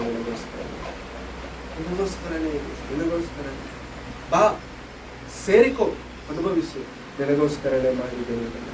ಹಾಗಾಗಿ ದೇವರಿಗೋಸ್ಕರ, ದೇವರ ಸೇವೆಗೋಸ್ಕರ ನಾವು ಮಾಡುವಂತ ಯಾವ ಕೆಲಸವನ್ನು ಮಾಡುವುದಕ್ಕೆ ದೇವರ ಅಲ್ಲ. ಇಷ್ಟೆಲ್ಲ ಮಾಡಿದಂತ ದೇವರು ನಮ್ಮಿಂದ ಕೇಳುವಂಥದ್ದು ಏನೋ ಗೊತ್ತಾ? ಇಷ್ಟೆಲ್ಲ ಮಾಡುವಂತ ದೇವರು ನಮ್ಮಿಂದ ಕೇಳುವಂಥದ್ದು ಏನೋ ಗೊತ್ತಾ? ನಿನ್ನಿಂದ ನನಗೆ ಅದು ಬೇಕು ಇದು ಬೇಕಂತ ದೊಡ್ಡ ದೊಡ್ಡ ಮಾತುಗಳನ್ನು ಕೇಳಲ್ಲ. ಬೇಕನ್ನು ಬರೆದಂತ ಗ್ರಂಥದಲ್ಲಿ ದೇವರು ಏನಂತ ಕೇಳ್ತಿದ್ದಾರೆ ನಮ್ಮಿಂದ ಅಂತಂದ್ರೆ ಏನಂತ ಕೇಳ್ತಿದ್ದಾರೆ ಅಂತಂದ್ರೆ 6ನೇ ಅಧ್ಯಾಯ ಬೇಕನ್ನು ಬರೆದಂತ ಗ್ರಂಥ, 6ನೇ ಅಧ್ಯಾಯ 8ನೇ ವಚನ. ಮನುಷ್ಯನೇ ಮನುಷ್ಯನೇ ಒಳ್ಳೆಯದು ಇಂಥದೇ ಒಳ್ಳೆಯದು ಇಂಥದ್ದೇ ಎಂದು ಯೆಹೋವನು ನಿನಗೆ ತೋರಿಸಿದನಷ್ಟೇ. ಯೆಹೋವನು ನಿನಗೆ ತೋರಿಸಿದ್ದಾನಷ್ಟೇ. ನ್ಯಾಯವನ್ನು ಆಚರಿಸುವುದು, ನ್ಯಾಯವನ್ನು ಆಚರಿಸುವುದು, ಕರುಣೆಯಲ್ಲಿ ಆಸಕ್ತಿಯನ್ನಾಗಿರುವುದು, ಕರುಣೆಯಲ್ಲಿ ಆಸಕ್ತನಾಗಿರುವುದು, ನಿನ್ನ ದೇವರಿಗೆ ನರ್ಮವಾಗಿ ನಿನ್ನ ದೇವರಿಗೆ ನಮ್ರವಾಗಿ ನಡೆದುಕೊಳ್ಳುವುದು, ಇಷ್ಟನ್ನೇ ಹೊರತು ಯೆಹೋವನು ನಿನ್ನಿಂದ ಇನ್ನೇನು ಅಪೇಕ್ಷಿಸುವನು. ದೇವರಿಗೆ ನಮ್ಮಿಂದ ಬೇಕಾಗಿರುವಂತದ್ದು ಇನ್ನೇನಿದೆ? ನ್ಯಾಯವಾಗಿ ನಡೆದುಕೊಳ್ಳುವಂಥದ್ದು, ದೇವರಿಗೆ ನಮ್ರವಾಗಿ ಜೀವಿಸುವಂಥದ್ದು, ದೇವರಿಗೋಸ್ಕರ ಇಷ್ಟೇ ಅಲ್ವಾ? ಇಷ್ಟನ್ನೇ ಹೊರತು ದೇವರು ನಮ್ಮಿಂದ ಇನ್ನೇನು ಅಪೇಕ್ಷಿಸುತ್ತಿದ್ದಾರೆ? ಎಲ್ಲವನ್ನು ಕೊಡುವಂತ ದೇವರಿಗೆ ಪ್ರತಿಫಲವಾಗಿ ನಾವು ಕೊಡುವಂಥದ್ದು ಎಲ್ಲರಿಗೆ ಅಂತಂದ್ರೆ ನ್ಯಾಯವಾಗಿ ಬದುಕಬೇಕು, ದೇವರಿಗೋಸ್ಕರ ಭಯಭಕ್ತಿಯುಳ್ಳವರಾಗಿ ಜೀವಿಸಬೇಕು. ಇಷ್ಟೇ, ಜಸ್ಟ್ ದಿಸ್. ನಾನು ನಿನಗೆ ಕೊಟ್ಟಂಗೆ ಪರಲೋಕ ಕೊಡುವಂತ ನಿನಗೆ ಕೇಳಲ್ಲ. ನಾನು ನಿನಗೆ ಕೊಟ್ಟಂಗೆ ಈ ತರ ಭೂಮಿ ಸೃಷ್ಟಿ ಮಾಡಿ ಕೊಡುವಂತ ನಾನು ನಿನ್ನನ್ನು ಕೇಳಲ್ಲ. ನಿನಗೆ ಕೇಳೋದು ಏನಂತಂದ್ರೆ ನಿನ್ನಿಂದ ಆಗುವಂಥದ್ದೇ ನೀನು ಮಾಡುವುದಕ್ಕೆ ಆಗುವಂಥದ್ದೇ. ಯಾಕೆ ಈ ದಿನ ನಮ್ಮನ್ನು ನಾವು ಪ್ರಶ್ನಿಸಿಕೊಳ್ಳುವ ದೇವರಿಂದ ಪ್ರತ್ಯುಪಕಾರವನ್ನ ಹೊಂದುವ ಅರ್ಹತೆ ನಮ್ಮಲ್ಲಿದೆಯಾ? ದೇವರಿಂದ ಪ್ರತ್ಯುಪಕಾರವನ್ನ ಹೊಂದುವ ಅರ್ಹತೆ ನಮಗಿದೆಯಾ? ಯಾವಾಗ ಅರ್ಹತೆ ಬರ್ತದೆ? ದೇವರಿಗೋಸ್ಕರ ನಾವು ಏನಾದ್ರೂ ಮಾಡಿದಾಗಲೇ, ದೇವರಿಗೋಸ್ಕರ ನಾವು ಏನಾದ್ರೂ ಮಾಡಿದ್ದಾಗಲೇ, ದೇವರಿಗೋಸ್ಕರ ಏನು ಮಾಡದೇ ಇದ್ದಾಗ ಪ್ರತ್ಯುಪಕಾರ ದೇವರಿಂದ ಬಯಸಲಿಕ್ಕೆ ನಮ್ಮಿಂದ ಆಗಲ್ಲ. ದೇವರ ಸೇವೆಗೆ ನಾವು ಏನ್ ಕೊಡ್ತೀವಿ? ದೇವರ ಕೆಲಸಕ್ಕಾಗಿ ನಾವೇನ್ ಮಾಡ್ತಿದ್ದೇವೆ? 10 ಜನಕ್ಕೆ ದೇವರ ಮಾತುಗಳನ್ನು ಕೇಳಿಸುವುದಕ್ಕಾಗಿ ನಾನು ಮಾಡ್ತಿರುವಂಥದ್ದು ಏನು? ಇದನ್ನ ನಾವು ಲೆಕ್ಕ ಹಾಕೊಳ್ಬೇಕು. ಯಾವಾಗ ನಿಮ್ಮನ್ನ ಮುಟ್ಟಿದರೂ ಸಹ ದೇವರೇ ಮಾತಾಡಿಸ್ಬೇಕು. ದೇವರೇ ನಿಮ್ಮನ್ನ ಕದಲಾಡಿಸಿದ್ರೆ ದೇವರು. ಈ ತರ ಇದ್ದು ಬಿಟ್ರೆ ಪ್ರೇರಣೆ ನಮ್ಮ ಜೀವನ, ನಮ್ಮ ಬದುಕುಗಳು ಬಹಳ ಅದ್ಭುತ. ಈ ಲೋಕದಲ್ಲಿ ಅದು ಕಷ್ಟಕರವಾಗಿರ್ಬೋದು, ಈ ಲೋಕದಲ್ಲಿ ಸಾಲದಿಂದ ತುಂಬಿರಬಹುದು, ಈ ಲೋಕದಲ್ಲಿ ನಾವು ಅನೇಕ ಹಿಂಸೆಗಳನ್ನು ಅನುಭವಿಸಿರಬಹುದು. ಆದರೆ ದೇವರಲ್ಲಿ ನಮಗೆ ಖಂಡಿತ ಖಚಿತ ಆನಂದವು ಸಿಗುವುದು, ಸಂತೋಷವು ಸಿಗುವುದು. ಆ ಸಂತೋಷವು ಕೇವಲ ದೇವರಿಂದ ಹಾಗಾಗಿ ಪ್ರತ್ಯುಪಕಾರವನ್ನು ನಾವು ಹೊಂದುತ್ತೇವೆ. ಪ್ರತ್ಯುಪಕಾರವನ್ನು ಹೊಂದಲಿಕ್ಕೆ ನಾವು ಅರ್ಹರಾಗಿದ್ದೇವೆ. ಮೊದಲು ಯೋಗ್ಯತೆ ನಮ್ಮಲ್ಲಿದೆಯಾ ಪ್ರತ್ಯುಪಕಾರವನ್ನು ಹೊಂದಲಿಕ್ಕೆ? ದೇವರು ಕೊಡುವಂತ ದೇವರು ಮಾಡುವಂತ ಪ್ರತ್ಯುಪಕಾರ ದೇವರು ನಮಗೆ ಕೊಡುವಂತ ಆ ಪ್ರತ್ಯುಪಕಾರದಲ್ಲಿ ನಾವು ಮುಂದುವರಿಸ್ತೇವೆ. ಯೋಗ್ಯರಾಗಿರೋದು ದೇವರಿಗೋಸ್ಕರ ಏನಾದರೂ ಮಾಡಬೇಕು. ಮುಖ್ಯವಾಗಿ ಯೌವನದಲ್ಲಿರುವಂಥವರೇ, ಯೌವನಸ್ಥರೇ, ದೇವರಿಗೋಸ್ಕರ ಇವತ್ತಿಂದ ಪ್ಲಾನ್ ಮಾಡಿ ದೇವರಿಗೋಸ್ಕರ ಏನ್ ಮಾಡಬೇಕು. ಇವತ್ತಿಂದ ನಿಮ್ಮ ಆಲೋಚನೆ ದೇವರಿಗೋಸ್ಕರ ಏನ್ ಮಾಡಬೇಕು. ನಿನ್ನೆ ಮೊನ್ನೆ ಮೀಟಿಂಗ್ ನಡೀತಿರ್ತದೆ ನಮ್ಮ ಕಂಪನಿ ಮೀಟಿಂಗ್. ಆ ಮೀಟಿಂಗ್ ಅಲ್ಲಿ ನಮ್ಮ ಟೋಟಲ್ ಸೌತ್ ಇಂಡಿಯಾಗೆ ಒಬ್ರು ಹೆಡ್ ಇದ್ದಾರೆ, ಮ್ಯಾನೇಜರ್. ಟೋಟಲ್ ಸೌತ್ ಇಂಡಿಯಾ ಅವ್ರು ಏನ್ ಹೇಳ್ತಿದ್ದಾರೆ ಅಂದ್ರೆ ನಿಮ್ಗೆ ಇವಾಗ ಒಂದು ವೇಳೆ 24-25 ವರ್ಷ ಇದ್ರೆ 24-25 ವರ್ಷ ಇದ್ರೆ ಏನ್ ಮಾಡಿ ಗೊತ್ತಾ? SIP ಅಂತ ಒಂದಿರುತ್ತೆ. SIP ಏನಂದ್ರೆ ಸಿಸ್ಟಮ್ಯಾಟಿಕ್ ಇನ್ವೆಸ್ಟ್ಮೆಂಟ್ ಪ್ಲಾನ್. SIP ಅದ್ರಲ್ಲಿ ಇನ್ವೆಸ್ಟ್ ಮಾಡಿ, ತಿಂಗಳ ಇಷ್ಟು ಇನ್ವೆಸ್ಟ್ ಮಾಡಿ, ಇಲ್ಲಾಂದ್ರೆ ವರ್ಷ ಇಷ್ಟು ಇನ್ವೆಸ್ಟ್ ಮಾಡಿ. ಒಂದು 10-20 ವರ್ಷ ಆದ ಮೇಲೆ ಅದು ನಿಮಗೆ ಕೋಟ್ಯಾಂತರ ರೂಪಾಯಿಗೆ ನಿಮಗೆ ರಿಟರ್ನ್ ಬರುತ್ತೆ. ಬರುತ್ತೆ. ಆಗ ಬರಬೇಕು ಅಂತಂದ್ರೆ ನೀವು ಇವತ್ತಿಂದ ಶುರು ಮಾಡಬೇಕು, ಈ ಅರ್ಲಿ ಏಜ್ ಇಂದಾನೆ ಶುರು ಮಾಡಬೇಕು ಅಂತ. ಯಾಕಿದಲ್ಲ ನಾನು ದೇವರಿಗೋಸ್ಕರ ನಾವು ಒಳ್ಳೇದನ್ನ ಬಯಸಬೇಕಾ, ದೊಡ್ಡದಾಗಿರುವಂತದ್ದನ್ನ ಬಯಸಬೇಕಾ? ದೇವರಿಗೋಸ್ಕರ ದೊಡ್ಡ ಕೆಲಸಗಳನ್ನು ನಾವು ಮಾಡಬೇಕು. ದೇವರಿಗೋಸ್ಕರ ದೊಡ್ಡ ಕೆಲಸವನ್ನ ನಾವು ಮಾಡಬೇಕು. ವಿಲಿಯಂ ಕೇರಿ ಹೇಳುವಂತದ್ದೇನು ಗೊತ್ತಾ? ದೇವರಿಂದ ದೊಡ್ಡ ಕೆಲಸವನ್ನ ನೀವು ಬಯಸಿ, ದೇವರಿಗೋಸ್ಕರ ದೊಡ್ಡ ಕೆಲಸವನ್ನ ನೀವು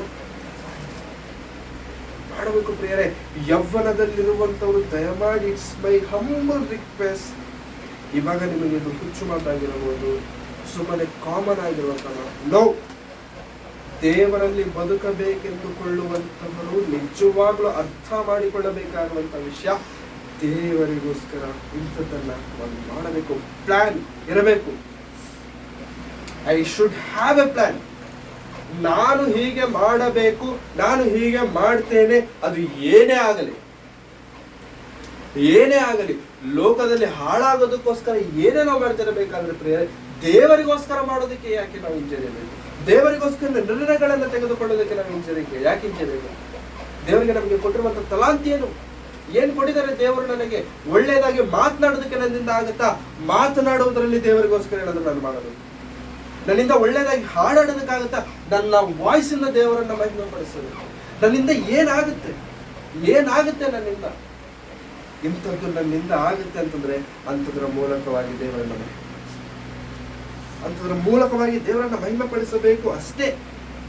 ಅದು ಇವತ್ತಿಗೆ ನಾವು ಮಾಡಿಕೊಳ್ಳುತ್ತಿರುವಂಥದ್ದಲ್ಲ, ಭವಿಷ್ಯತ್ತಿಗೆ ನಾವು ಮಾಡಿಕೊಳ್ಳುತ್ತಿರುವಂತ ಒಳ್ಳೆಯ ಬುನಾದಿ, ಭವಿಷ್ಯತ್ತಿಗೆ ನಾವು ಮಾಡಿಕೊಳ್ಳುತ್ತಿರುವಂತ ಒಳ್ಳೆಯ ಅಡಿಪಾಯ. ಅಡಿಪಾಯ ಸ್ಥಿರವಾಗಿರಬೇಕು. ಅಡಿಪಾಯ ಬಹಳ ಸ್ಥಿರವಾಗಿರಬೇಕು. ನಮ್ಮ ಜೀವನದಲ್ಲಿ ಎಲ್ಲವನ್ನೂ ಕಳ್ಕೊಂಡರು, ಏನೂ ಇಲ್ಲದೆ ಹೋದಾಗ್ಯೂ ಎಲ್ಲರೂ ನಮ್ಮನ್ನು ತಳ್ಳಿಬಿಟ್ಟರು ಪ್ರಿಯರೇ. ಇವತ್ತು ನಾವು ತೆಗೆದುಕೊಳ್ಳುವಂತ ಈ ನಿರ್ಣಯಗಳಿದ್ದಾವೆ ನೋಡಿ ಪ್ರಿಯರೇ, ಅನೇಕ ಆತ್ಮೀಯರನ್ನು ನಮಗೆ ಜೊತೆ ಮಾಡುವಂತಾಗಿದೆ. ನಮ್ಮ ಕುಟುಂಬ ನಮ್ಮನ್ನು ತಳ್ಳಿಬಿಡಬಹುದು, ನಮಗೆ ಯಾವ ಆಸ್ತಿ ಅಂತಸ್ತುಗಳಿಲ್ಲದೆ ಇರಬಹುದು. ಆತ್ಮೀಯರು ನಮ್ಮೊಂದಿಗೆ ಇದ್ದು ಅವರು ತಂದೆ ತಾಯಿಗಳ ಸ್ಥಾನದಲ್ಲಿ, ಅವರು ಅಣ್ಣ ತಮ್ಮಂದಿರ ಸ್ಥಾನದಲ್ಲಿ ನಿಂತುಕೊಂಡು ನಮಗೆ ಧೈರ್ಯವನ್ನು ಹೇಳುವಂತ ಆ ಆತ್ಮೀಯತೆ ನಮಗೆ ದೇವರು ಕೊಡುವಂತವರಾಗಿದ್ದಾರೆ. ಅದನ್ನ ಸಂಪಾದಿಸಿಕೊಳ್ಳಬೇಕಾ? ಇವತ್ತಿಂದ ಶುರು ಮಾಡಿ. ಅದನ್ನು ಹೊಂದಬೇಕಾ? ಇವತ್ತಿಂದ ಶುರು ಮಾಡಿ. ಅದು ಆತ್ಮ ಸಂಬಂಧ ರಕ್ತ ಸಂಬಂಧಕ್ಕಿಂತ ಎಷ್ಟೋ ಪಟ್ಟು ಮಿಗಿಲಾಗಿರುವಂಥದ್ದು. ಇಲ್ಲಿ ನಾವೆಲ್ಲರೂ ಸೇರಿ ಬಂದಿದ್ದೇವೆ. ಯಾರಿಗೂ ಯಾವುದೇ ರೀತಿಯಂತ ರಕ್ತ ಸಂಬಂಧ ನಮಗಿಲ್ಲ.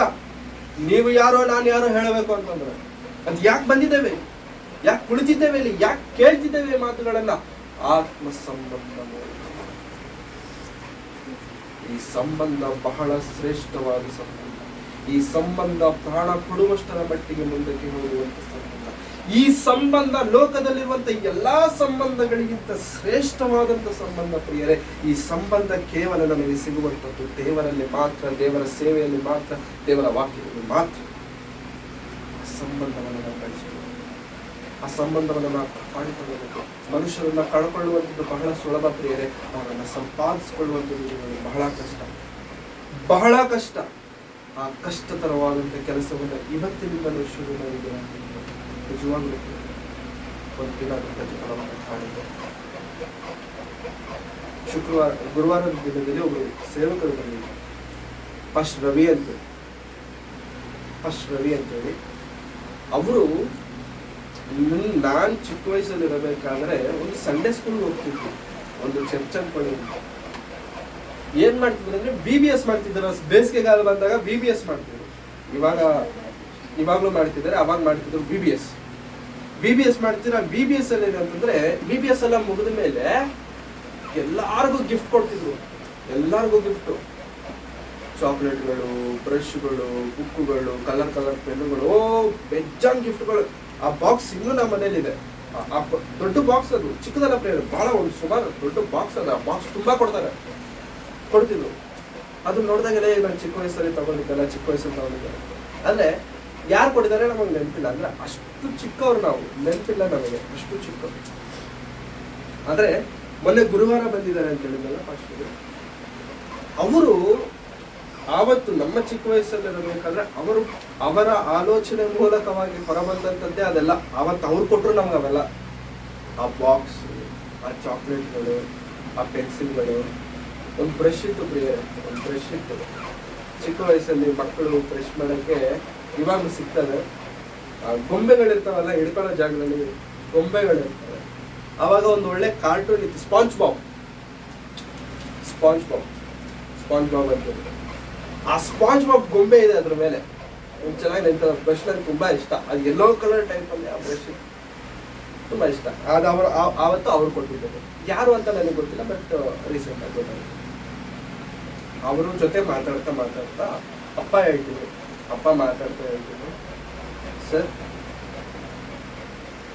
ಆವತ್ತು 20-25 ವರ್ಷದಿಂದ ಆವತ್ತು ನೀವು ಬಿತ್ತಿದಂತ ಬೀಜಗಳು ಈಗ ಸಸಿಗಳಾಗಿ ಗಿಡಗಳಾಗಿ ನಿಮಗೆ ಕಾಣಿಸ್ತದೆ. ಆವತ್ತು ನೀವು ಬಿತ್ತಿದಂತ ಆ ಬೀಜಗಳಿದಾವಲ್ಲ, ಇವಾಗ ಸಸಿಗಳಾಗಿ ನಮಗೆ ಕಾಣಿಸ್ತಿದ್ದಾರೆ, ಇನ್ನು ಗಿಡಗಳಾಗಿ ನಮಗೆ ಕಾಣಿಸ್ತಿದ್ದಾರೆ, ಇನ್ನು ಮುಂದಕ್ಕೊಂದು ದೊಡ್ಡ ಮರವಾಗಿ ಕಾಣಿಸ್ತಾರೆ. ಅಂದ್ರೆ ಅವತ್ತವ್ರು ಮಾಡಿರುವಂತ ಕೆಲಸ ವ್ಯರ್ಥವಾಗಿಲ್ಲ ಪ್ರಿಯರೇ. ಯಾವಾಗ ಅವ್ರು ಮಾಡಿದ್ದು? 20 ವರ್ಷದ ಹಿಂದೆ ನಡೆದಂತ ಚರಿತ್ರೆ ಹೇಳ್ತೀನಿ ನಿಮ್ಗೆ. 20 years ಬ್ಯಾಕ್. 20 years ಅಲ್ಲಿ ಅವ್ರು ಯಾವತ್ತೂ ನಮ್ಮ ಜೊತೆ ಕಮ್ಯುನಿಕೇಟ್ ಆಗಿಲ್ಲ. ಅವ್ರು ಎಲ್ಲಿದ್ದಾರೆ ಅಂತ ಗೊತ್ತಿರ್ಲಿಲ್ಲ, ಅವ್ರು ಹೇಗಿದ್ದಾರೆ ಅಂತ ಗೊತ್ತಿರ್ಲಿಲ್ಲ, ಅವ್ರು ಇದ್ದಾರೋ ಇಲ್ವೋ ಅನ್ನುವಂಥದ್ದೇ ನಮ್ಗೆ ಗೊತ್ತಿರ್ಲಿಲ್ಲ. 20-25 ವರ್ಷದ ನಂತರ ಮತ್ತೆ ಅವರನ್ನ ಭೇಟಿ ಮಾಡುವಂತ ಅವಕಾಶ ಯಾಕೆ ಬಂದಿದೆ? ಇವತ್ತಿಗೂ 25 ವರ್ಷ ಆದ್ಮೇಲೆ ಯಾಕೆ ಅವ್ರ ಬಗ್ಗೆ ನಾವು ಮಾತನಾಡ್ಕೊಳ್ತಿದ್ದೀವಿ ಅಂತಂದ್ರೆ, ಅವತ್ತು ಅವ್ರು ಮಾಡಿರುವಂತ ಕೆಲಸ, ಅವತ್ತು ಅವರು ಮಾಡಿರುವಂತ, ಅದು ಚಿಕ್ಕದಾಗಿರ್ಲಿ ದೊಡ್ಡದಾಗಿದ್ರೆ ಅವ್ರು ಕೆಲಸ ಮಾಡಿದ್ದಾರೆ ಅವತ್ತು. ಇವತ್ತು ನಾವು ಮಾಡುವಂತ ಈ ಕೆಲಸ ಆ ಪ್ರತಿಫಲ ಇವತ್ತು ನಮ್ಗೆ ಕಾಣಿಸ್ತದೆ, 1 ವರ್ಷದಲ್ಲಿ ನಮಗೆ ಕಾಣಿಸ್ತದೆ, 10 ವರ್ಷ ಆದ್ರೂ ನಮಗೆ ಕಾಣಿಸ್ತದೆ. ಖಂಡಿತ ದೇವರದನ್ನು ವ್ಯರ್ಥವಾಗಿ ಮಾತ್ರ ಬಿಡುವಂತ, ಖಂಡಿತ ದೇವರದನ್ನ ವ್ಯರ್ಥವಾಗಿ ಬಿಡುವಂತವನು ಮಾತ್ರವಲ್ಲ.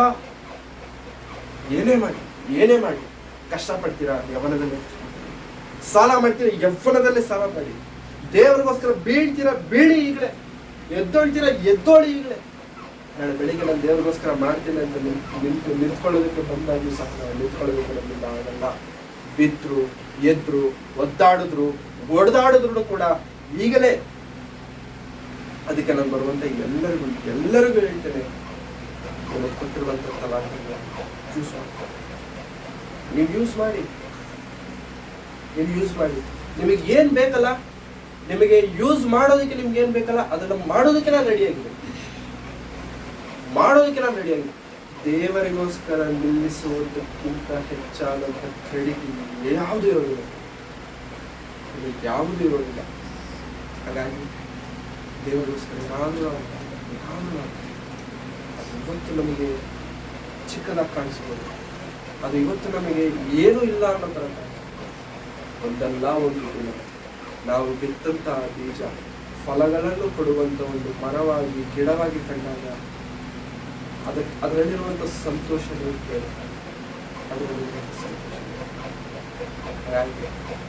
ನಮ್ಮನ್ನು ನಾವು ದೇವರ ಕೈಯಲ್ಲಿ ದೇವರಿಗೋಸ್ಕರ ಏನಾದರೂ ನಾವು ಮಾಡಬೇಕು. ಆ ಛಲ ಇರಬೇಕು, ಆ ಎಂತೂಸಿಯಾಸಮ್ ಇರಬೇಕು. ಅದು ಇಲ್ಲ ಅಂತಂದ್ರೆ ಪ್ರಿಯರೇ, ಅದು ಹೊರಗಿಂದ ಖಂಡಿತ ಬರಲ್ಲ, ಅದು ಒಳಗಿಂದ ಬರಬೇಕಾಗಿರುತ್ತೆ. ಅದು ನಾನು ಹೇಳೋದ್ರಿಂದ ಇವತ್ತಿಂದ ನೀವು ಏನೋ ಮಾಡ್ಬಿಡ್ತೀರ ಅಂತ ನಂಬಿಕೆ ಅಂತೂ ನನಗಿಲ್ಲ. ನಿಮ್ಮ ಒಳಗಿಂದ ಬರಬೇಕದು, ಒಳಗಿಂದ ಬರುವಂತದ್ದೇ ಕೆಲಸ ಮಾಡಿ. ದೇವರಿಗೋಸ್ಕರ ಏನಾದರೂ ಮಾಡಬೇಕಿಲ್ಲ ಅಂತ ಛಲ ಇದೆ. ನಿಜವಾಗ್ಲೂ ನನಗೆ ಈ ವಯಸ್ಸಿಗೆ ನನಗೆ ಅರ್ಥ ಆಗಿರುವಂಥದ್ದು ಹೇಳ್ಬೇಕಾ, ಆ ಛಲ ನಮ್ಮಲ್ಲಿ ಇತ್ತು, ಆ ಒಂದು ಆಸೆ, ಆ ಎಂಥೂಸಿಯಾಸಮ್ ನಮ್ಮಲ್ಲಿ ಇತ್ತು. ಯಾವುದೋ ಒಂದು ಕೆಲಸ, ಚಿಕ್ಕದು ದೊಡ್ಡದು ಸಣ್ಣದು, ಬಾತ್ರೂಮ್ ತೊಳೆಯೋದು, ಈ ತರ ಯಾವುದನ್ನ ನಾವು ಕಂಪೇರ್ ಮಾಡಿದ್ರೆ, ದೇವರಿಗೋಸ್ಕರ ನಾವು ಮಾಡಿದ್ರೆ ಎಂಥೂಸಿಯಾಸಮ್ ಆಗಿ, ಕುರುಡನು ಮಾಡದಂತೆ, ಒಂದು ಹುಚ್ಚನು ಮಾಡದಂತೆ ಮಾಡಿದ್ರೆ ಪ್ರಿಯರೇ, ಹೇಳ್ತೀನಿ 2-3 ವರ್ಷ ಆದ್ಮೇಲೆ ತಿರುಗಿ ನೋಡ್ಕೊಳ್ಳಿ. 2 ವರ್ಷ 3 ವರ್ಷ ಹುಚ್ಚಿನ ತರ ದೇವ್ರ ಕೆಲಸ ಮಾಡ್ಬಿಟ್ಟು ತಿರುಗಿ ನೋಡ್ಕೊಳ್ಳಿ. ಏನನ್ಸುತ್ತೆ ಗೊತ್ತಾ? 2 ವರ್ಷದಲ್ಲಿ ಇಷ್ಟು ಮಾಡ್ಬಿಟ್ಟಿದ್ದಾನಲ್ಲ ದೇವ್ರಿಗೋಸ್ಕರ, 3 ವರ್ಷದಲ್ಲಿ ಇಷ್ಟು ಮಾಡಿದಾನ ನನ್ನ ದೇವ್ರಿಗೋಸ್ಕರ ಅನ್ಸುತ್ತೆ. ಎಸ್, ಅದರಲ್ಲಿರುವಂತ ಸ್ಯಾಟಿಸ್ಫ್ಯಾಕ್ಷನ್, ಅದನ್ನು ದೇವರು ಮರೆಯುವುದಕ್ಕೆ ಆತನು ಅನ್ಯಾಯಸ್ಥಳಲ್ಲ. ಇಷ್ಟೆಲ್ಲ ಮಾಡಿದ ಮೇಲೆ ದೇವರು ಮರ್ತೋಗ್ತಾರ ಪ್ರಿಯರೇ? ಇಷ್ಟೆಲ್ಲ ದೇವರಿಗೋಸ್ಕರ ನಿಂತ್ಕೊಂಡ್ರೆ ದೇವ್ರ ಕೈ ಬಿಡ್ತಾರ ಪ್ರಿಯರೇ? ಇಷ್ಟೆಲ್ಲ ದೇವರಿಗೋಸ್ಕರ ಮಾಡಿದ್ರೆ ದೇವರು ನಿಮ್ಮನ್ನ ಮರೋದಕ್ಕೆ ಆತನ ಅನ್ಯಾಯಸ್ಥಾನ ಅಲ್ಲ ಪ್ರಿಯರೇ. ಅದನ್ನೇ ದೇವರು ಹೇಳ್ತಿದ್ದಾರೆ, ನೀವು ಮಾಡುವಂತ ಯಾವುದನ್ನು ಕೂಡ ಮರೆಯೋದಕ್ಕೆ ನಾನು ಪ್ರತಿಫಲ ಕೊಡ್ತೇನೆ. ಪಾಸ್ಟರ್ ರವಿ ಅವರಿಗೆ ಪ್ರತಿಫಲ ಇವತ್ತು 25 ವರ್ಷದ ನಂತರ ಕಾಣಿಸ್ತಿದೆ. ನಿಮ್ಮ ಪ್ರತಿಫಲ ಇವತ್ತು ಕಾಣಿಸ್ತಿದೆ ಅನ್ನೋದು ಖಂಡಿತ ದೇವರು ಆ ಕೊಡುವವರೆಗೂ ನಂಬಿಕೆ ಇಲ್ಲ. ದೇವರಿಗೋಸ್ಕರ ಏನಾದ್ರೂ ಮಾಡಬೇಕು,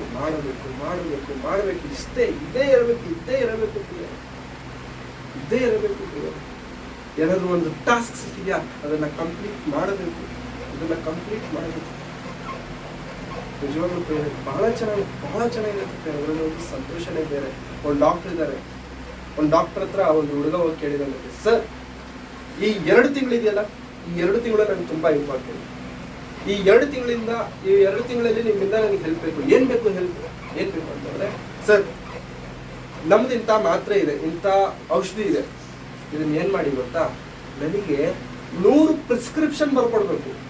100 ಪ್ರಿಸ್ಕ್ರಿಪ್ಷನ್ ಅಂದ್ರೆ 100 ಚೀಟಿ ಬರ್ಕೊಡ್ಬೇಕು ನನಗೆ. ನೀವು ಅಲ್ಲ ಕಣಪ್ಪ, 100 ಪ್ರಿಸ್ಕ್ರಿಪ್ಷನ್ ಅಂದ್ರೆ ಸುಮ್ಮನೆ ಅದು 100 ಪ್ರಿಸ್ಕ್ರಿಪ್ಷನ್ ಬರ್ಕೊಳಕ್ ಆಗುತ್ತೆ? ಇಲ್ಲ ಸರ್, ನೀವು ಬರೆಯೋದಕ್ಕೋಸ್ಕರಲ್ಲ, ನಾನು ದಿನಾ ಬರ್ತೀನಿ. ನೀವು ಬರೋದಕ್ಕೆ ಮೊದಲು ನಾನು ಬರ್ತೀನಿ. ನಿಮ್ಮ ಟೇಬಲ್ ಮೇಲೆ ಯಾವ ಔಷಧಿ ಆದ್ರೆ ನೀವು ಬರೀಬೇಕಲ್ಲ, ನನ್ನ ಔಷಧಿ, ನನ್ನ ಬ್ರ್ಯಾಂಡ್ ಏನಾದ್ರೆ ಬರೀಬೇಕಲ್ಲ, ಆ ಬ್ರ್ಯಾಂಡ್ ರಿಮೈಂಡರ್ ಇರ್ತೇನೆ. ದಿನಾ ಬರ್ತೇನೆ. ದಿನಾ ಡಾಕ್ಟರ್ ಬರೋದಕ್ಕಿಂತ ಮೊದಲು ಬರ್ತಾನೆ, ಟೇಬಲ್ ಮೇಲೆ ಇರ್ತಾನೆ. ದಿನಾ ಡಾಕ್ಟರ್ ಬರೋದಕ್ಕೆ ಮೊದಲು ಬರ್ತಾನೆ, ಟೇಬಲ್ ಮೇಲೆ ಇರ್ತಾನೆ. 2 ದಿನ ನೋಡಿದ ಡಾಕ್ಟರ್, 3 ದಿನ ನೋಡಿದ ಡಾಕ್ಟರ್, 1 ವಾರ ನೋಡಿದ ಡಾಕ್ಟರ್. 4ನೇ ವಾರ ಮೊದಲನೇ ದಿನದಿಂದ 2 ಚೀಟಿ ಬರೆದ, 1 ದಿನದಲ್ಲಿ 2 ಚೀಟಿ ಬರೆದ. ಇವನಿಗೆ ಬಹಳ ಖುಷಿ ಆಯ್ತು. ಮಾರನೇ ದಿನ ಆ ರಿಮೈಂಡರ್ ಜೊತೆಗೆ ಇನ್ನೊಂದು ಪೇಪರ್ ಇದೆ. ಏನಂತ ಬರೆದಿದ್ದಾರೆ ಅಂದ್ರೆ, ಡಾಕ್ಟ್ರೇ ನನಗೋಸ್ಕರ ನೀವು 2 ಚೀಟಿ ಬರ್ಕೊಟ್ಟಿದ್ದೀರಾ, ತುಂಬಾ ಥ್ಯಾಂಕ್ಸ್. 2 ಚೀಟಿ ಬರ್ಕೊಟ್ಟಿದ್ದೀರಾ, ತುಂಬಾ ಥ್ಯಾಂಕ್ಸ್. ಇನ್ನು 98 ಚೀಟಿ ಬಾಕಿ ಇದೆ. 2 ಚೀಟಿ ಬರ್ಕೊಟ್ಟಿದ್ದೀರಾ, ಇನ್ನು 98 ಚೀಟಿ ಬಾಕಿ ಇದೆ. ಆವತ್ತು 2 ಬಂತು.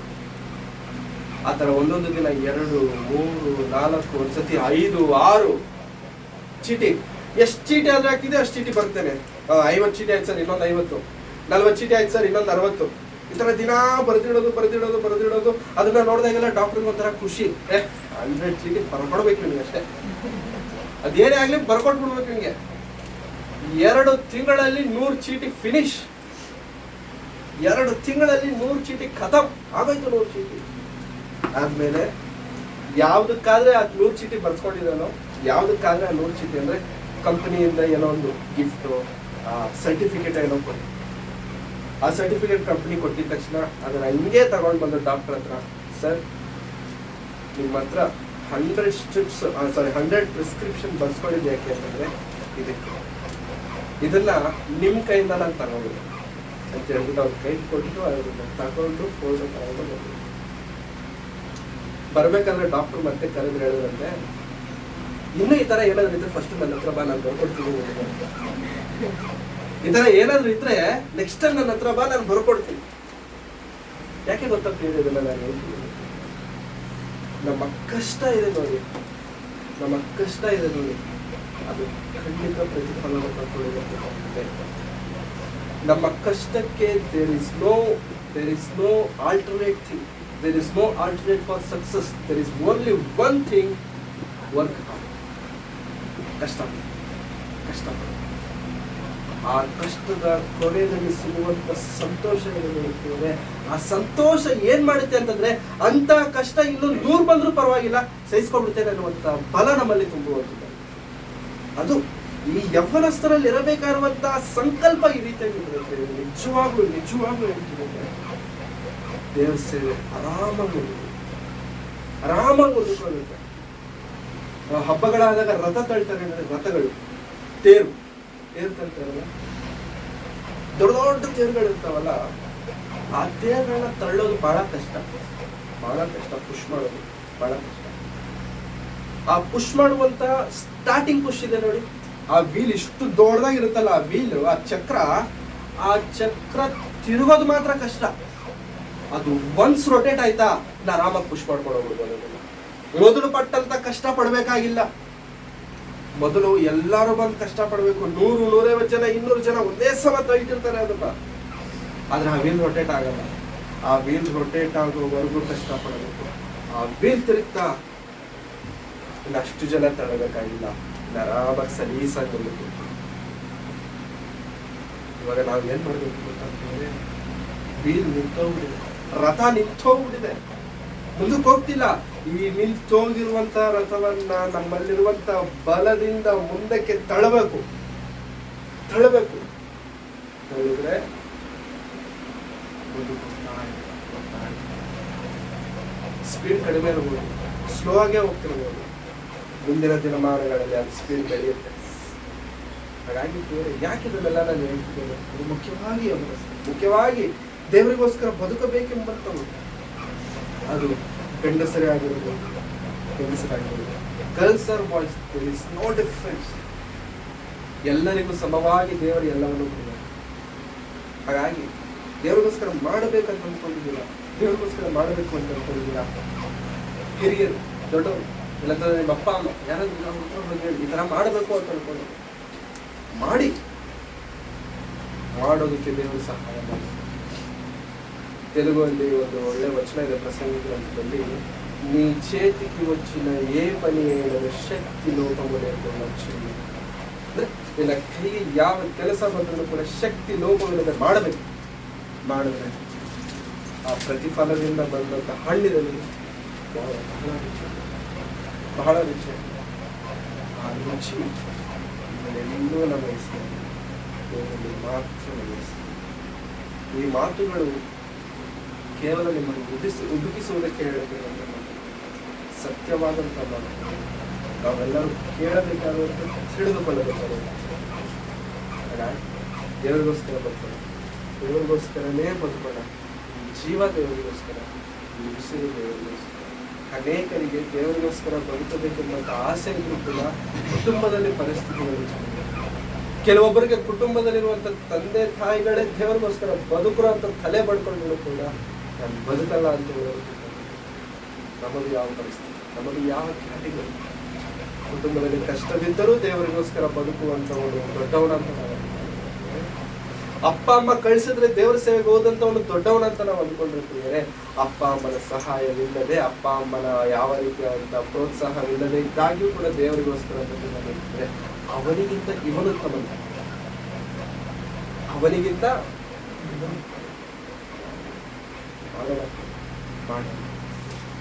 ಒಬ್ಬರಾಗಿ ಹೋಗುವುದಕ್ಕಿಂತ ಜೊತೆಯಾಗಿ ದೇವರಿಗೋಸ್ಕರ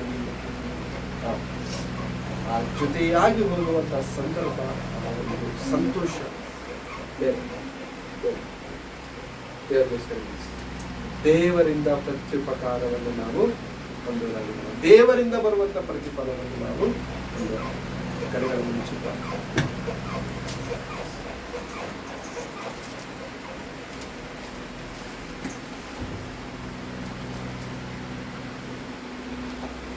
ನಮ್ಮನ್ನು ಅತ್ಯಧಿಕವಾಗಿ ಪ್ರೀತಿಸಿದಂತ ನಮ್ಮ ತಂದೆಯಾಗಿದೆ ಪರಿಶುದ್ಧವಾದ ನಾಮಕ್ಕಾಗಿ ಸತ್ಯವೇದದಲ್ಲಿರುವಂತೆ ನಮ್ಮ ಮಾತುಗಳನ್ನು ನಮ್ಮ ಮಕ್ಕಳಿಗೆ ಹಂಚಿಕೊಂಡಿರುವಾಗ ಮಾತುಗಳವರ ಹೃದಯದಲ್ಲಿ ಕಾರ್ಯ ಮಾಡುವಂತೆ ಮಾತುಗಳವರ ಹೃದಯದಲ್ಲಿ ಸ್ಥಿರವಾಗಿ ನಿಂತುಕೊಳ್ಳುವ ನಮಗೋಸ್ಕರ ಏನಾದರೂ ಮಾಡುವ ಹಂಬಲ ಕೊಡಬೇಕೆಂಬುದನ್ನು ಕೊಡುತ್ತದೆ. ನಾವು ಬಲಹೀನರು ಸ್ವಾಮಿ, ನಾವು ಬಲಹೀನರಾಗಿದ್ದೇವೆ ಸ್ವಾಮಿ, ಆದರೆ ನೀವು ಶಕ್ತಿವಂತರಾಗಿದ್ದೇವೆ, ನೀವು ಬಲವಂತರಾಗಿದ್ದೇವೆ ಸ್ವಾಮಿ. ನಿಮ್ಮಲ್ಲಿ ಬಲ ಹೊತ್ತು ಮುಂದಕ್ಕೆ ಹೋಗುವ ಸಹಾಯ ನಮಗೆ, ನಿಮ್ಮಿಂದ ಬರುವಂತಹ ಪ್ರತ್ಯುಪಕಾರವನ್ನು ಹೊಂದುವ ಅರ್ಹತೆ ಯೋಗ್ಯತೆ ನಮ್ಮಲ್ಲಿ ತುಂಬಿಸಬೇಕೆಂಬುದಾಗಿದೆ. ಇಂತಹ ಮಹಾಶ್ರೇಷ್ಠ ಭಾಗ್ಯವನ್ನು ಕರ್ತನೆ ನಮಗೆ ನೀವು ಕೊಡಬೇಕಾಗಿ ನಿಮಗೋಸ್ಕರ ಕರ್ತನೆ ಸಭೆಯಾಗಿ, ನಿಮಗೋಸ್ಕರ ಕರ್ತನೆ ನಂಬಿಗಸ್ತರಾಗಿ ನಿಮ್ಮ ಸೇವೆ ಮಾಡುವಂತ ದಾಸರಾಗಿ ಸ್ವಾಮಿ, ನಿಮಗೋಸ್ಕರ ಜೀವಿಸುವ ನಿಮ್ಮ ರಾಜ್ಯಾಭಿವೃದ್ಧಿಗಾಗಿ ಬದುಕುವಂತ ನಮ್ಮ ಈ ಯೌವನವನ್ನು ವ್ಯರ್ಥವಾಗಿ ಕಳ್ಕೊಳ್ಳಬೇಕು, ವ್ಯರ್ಥವಾಗಿ ಲೋಕದಲ್ಲಿರುವಂತಹ ಆಸಾ ಪಾಸಗಳಲ್ಲಿ ಸ್ವಾಮಿ ಬಿದ್ದು ಮುಳುಗಿ ನಮ್ಮ ಜೀವನವನ್ನು ಹಾಳು ಮಾಡಿಕೊಳ್ಳಲು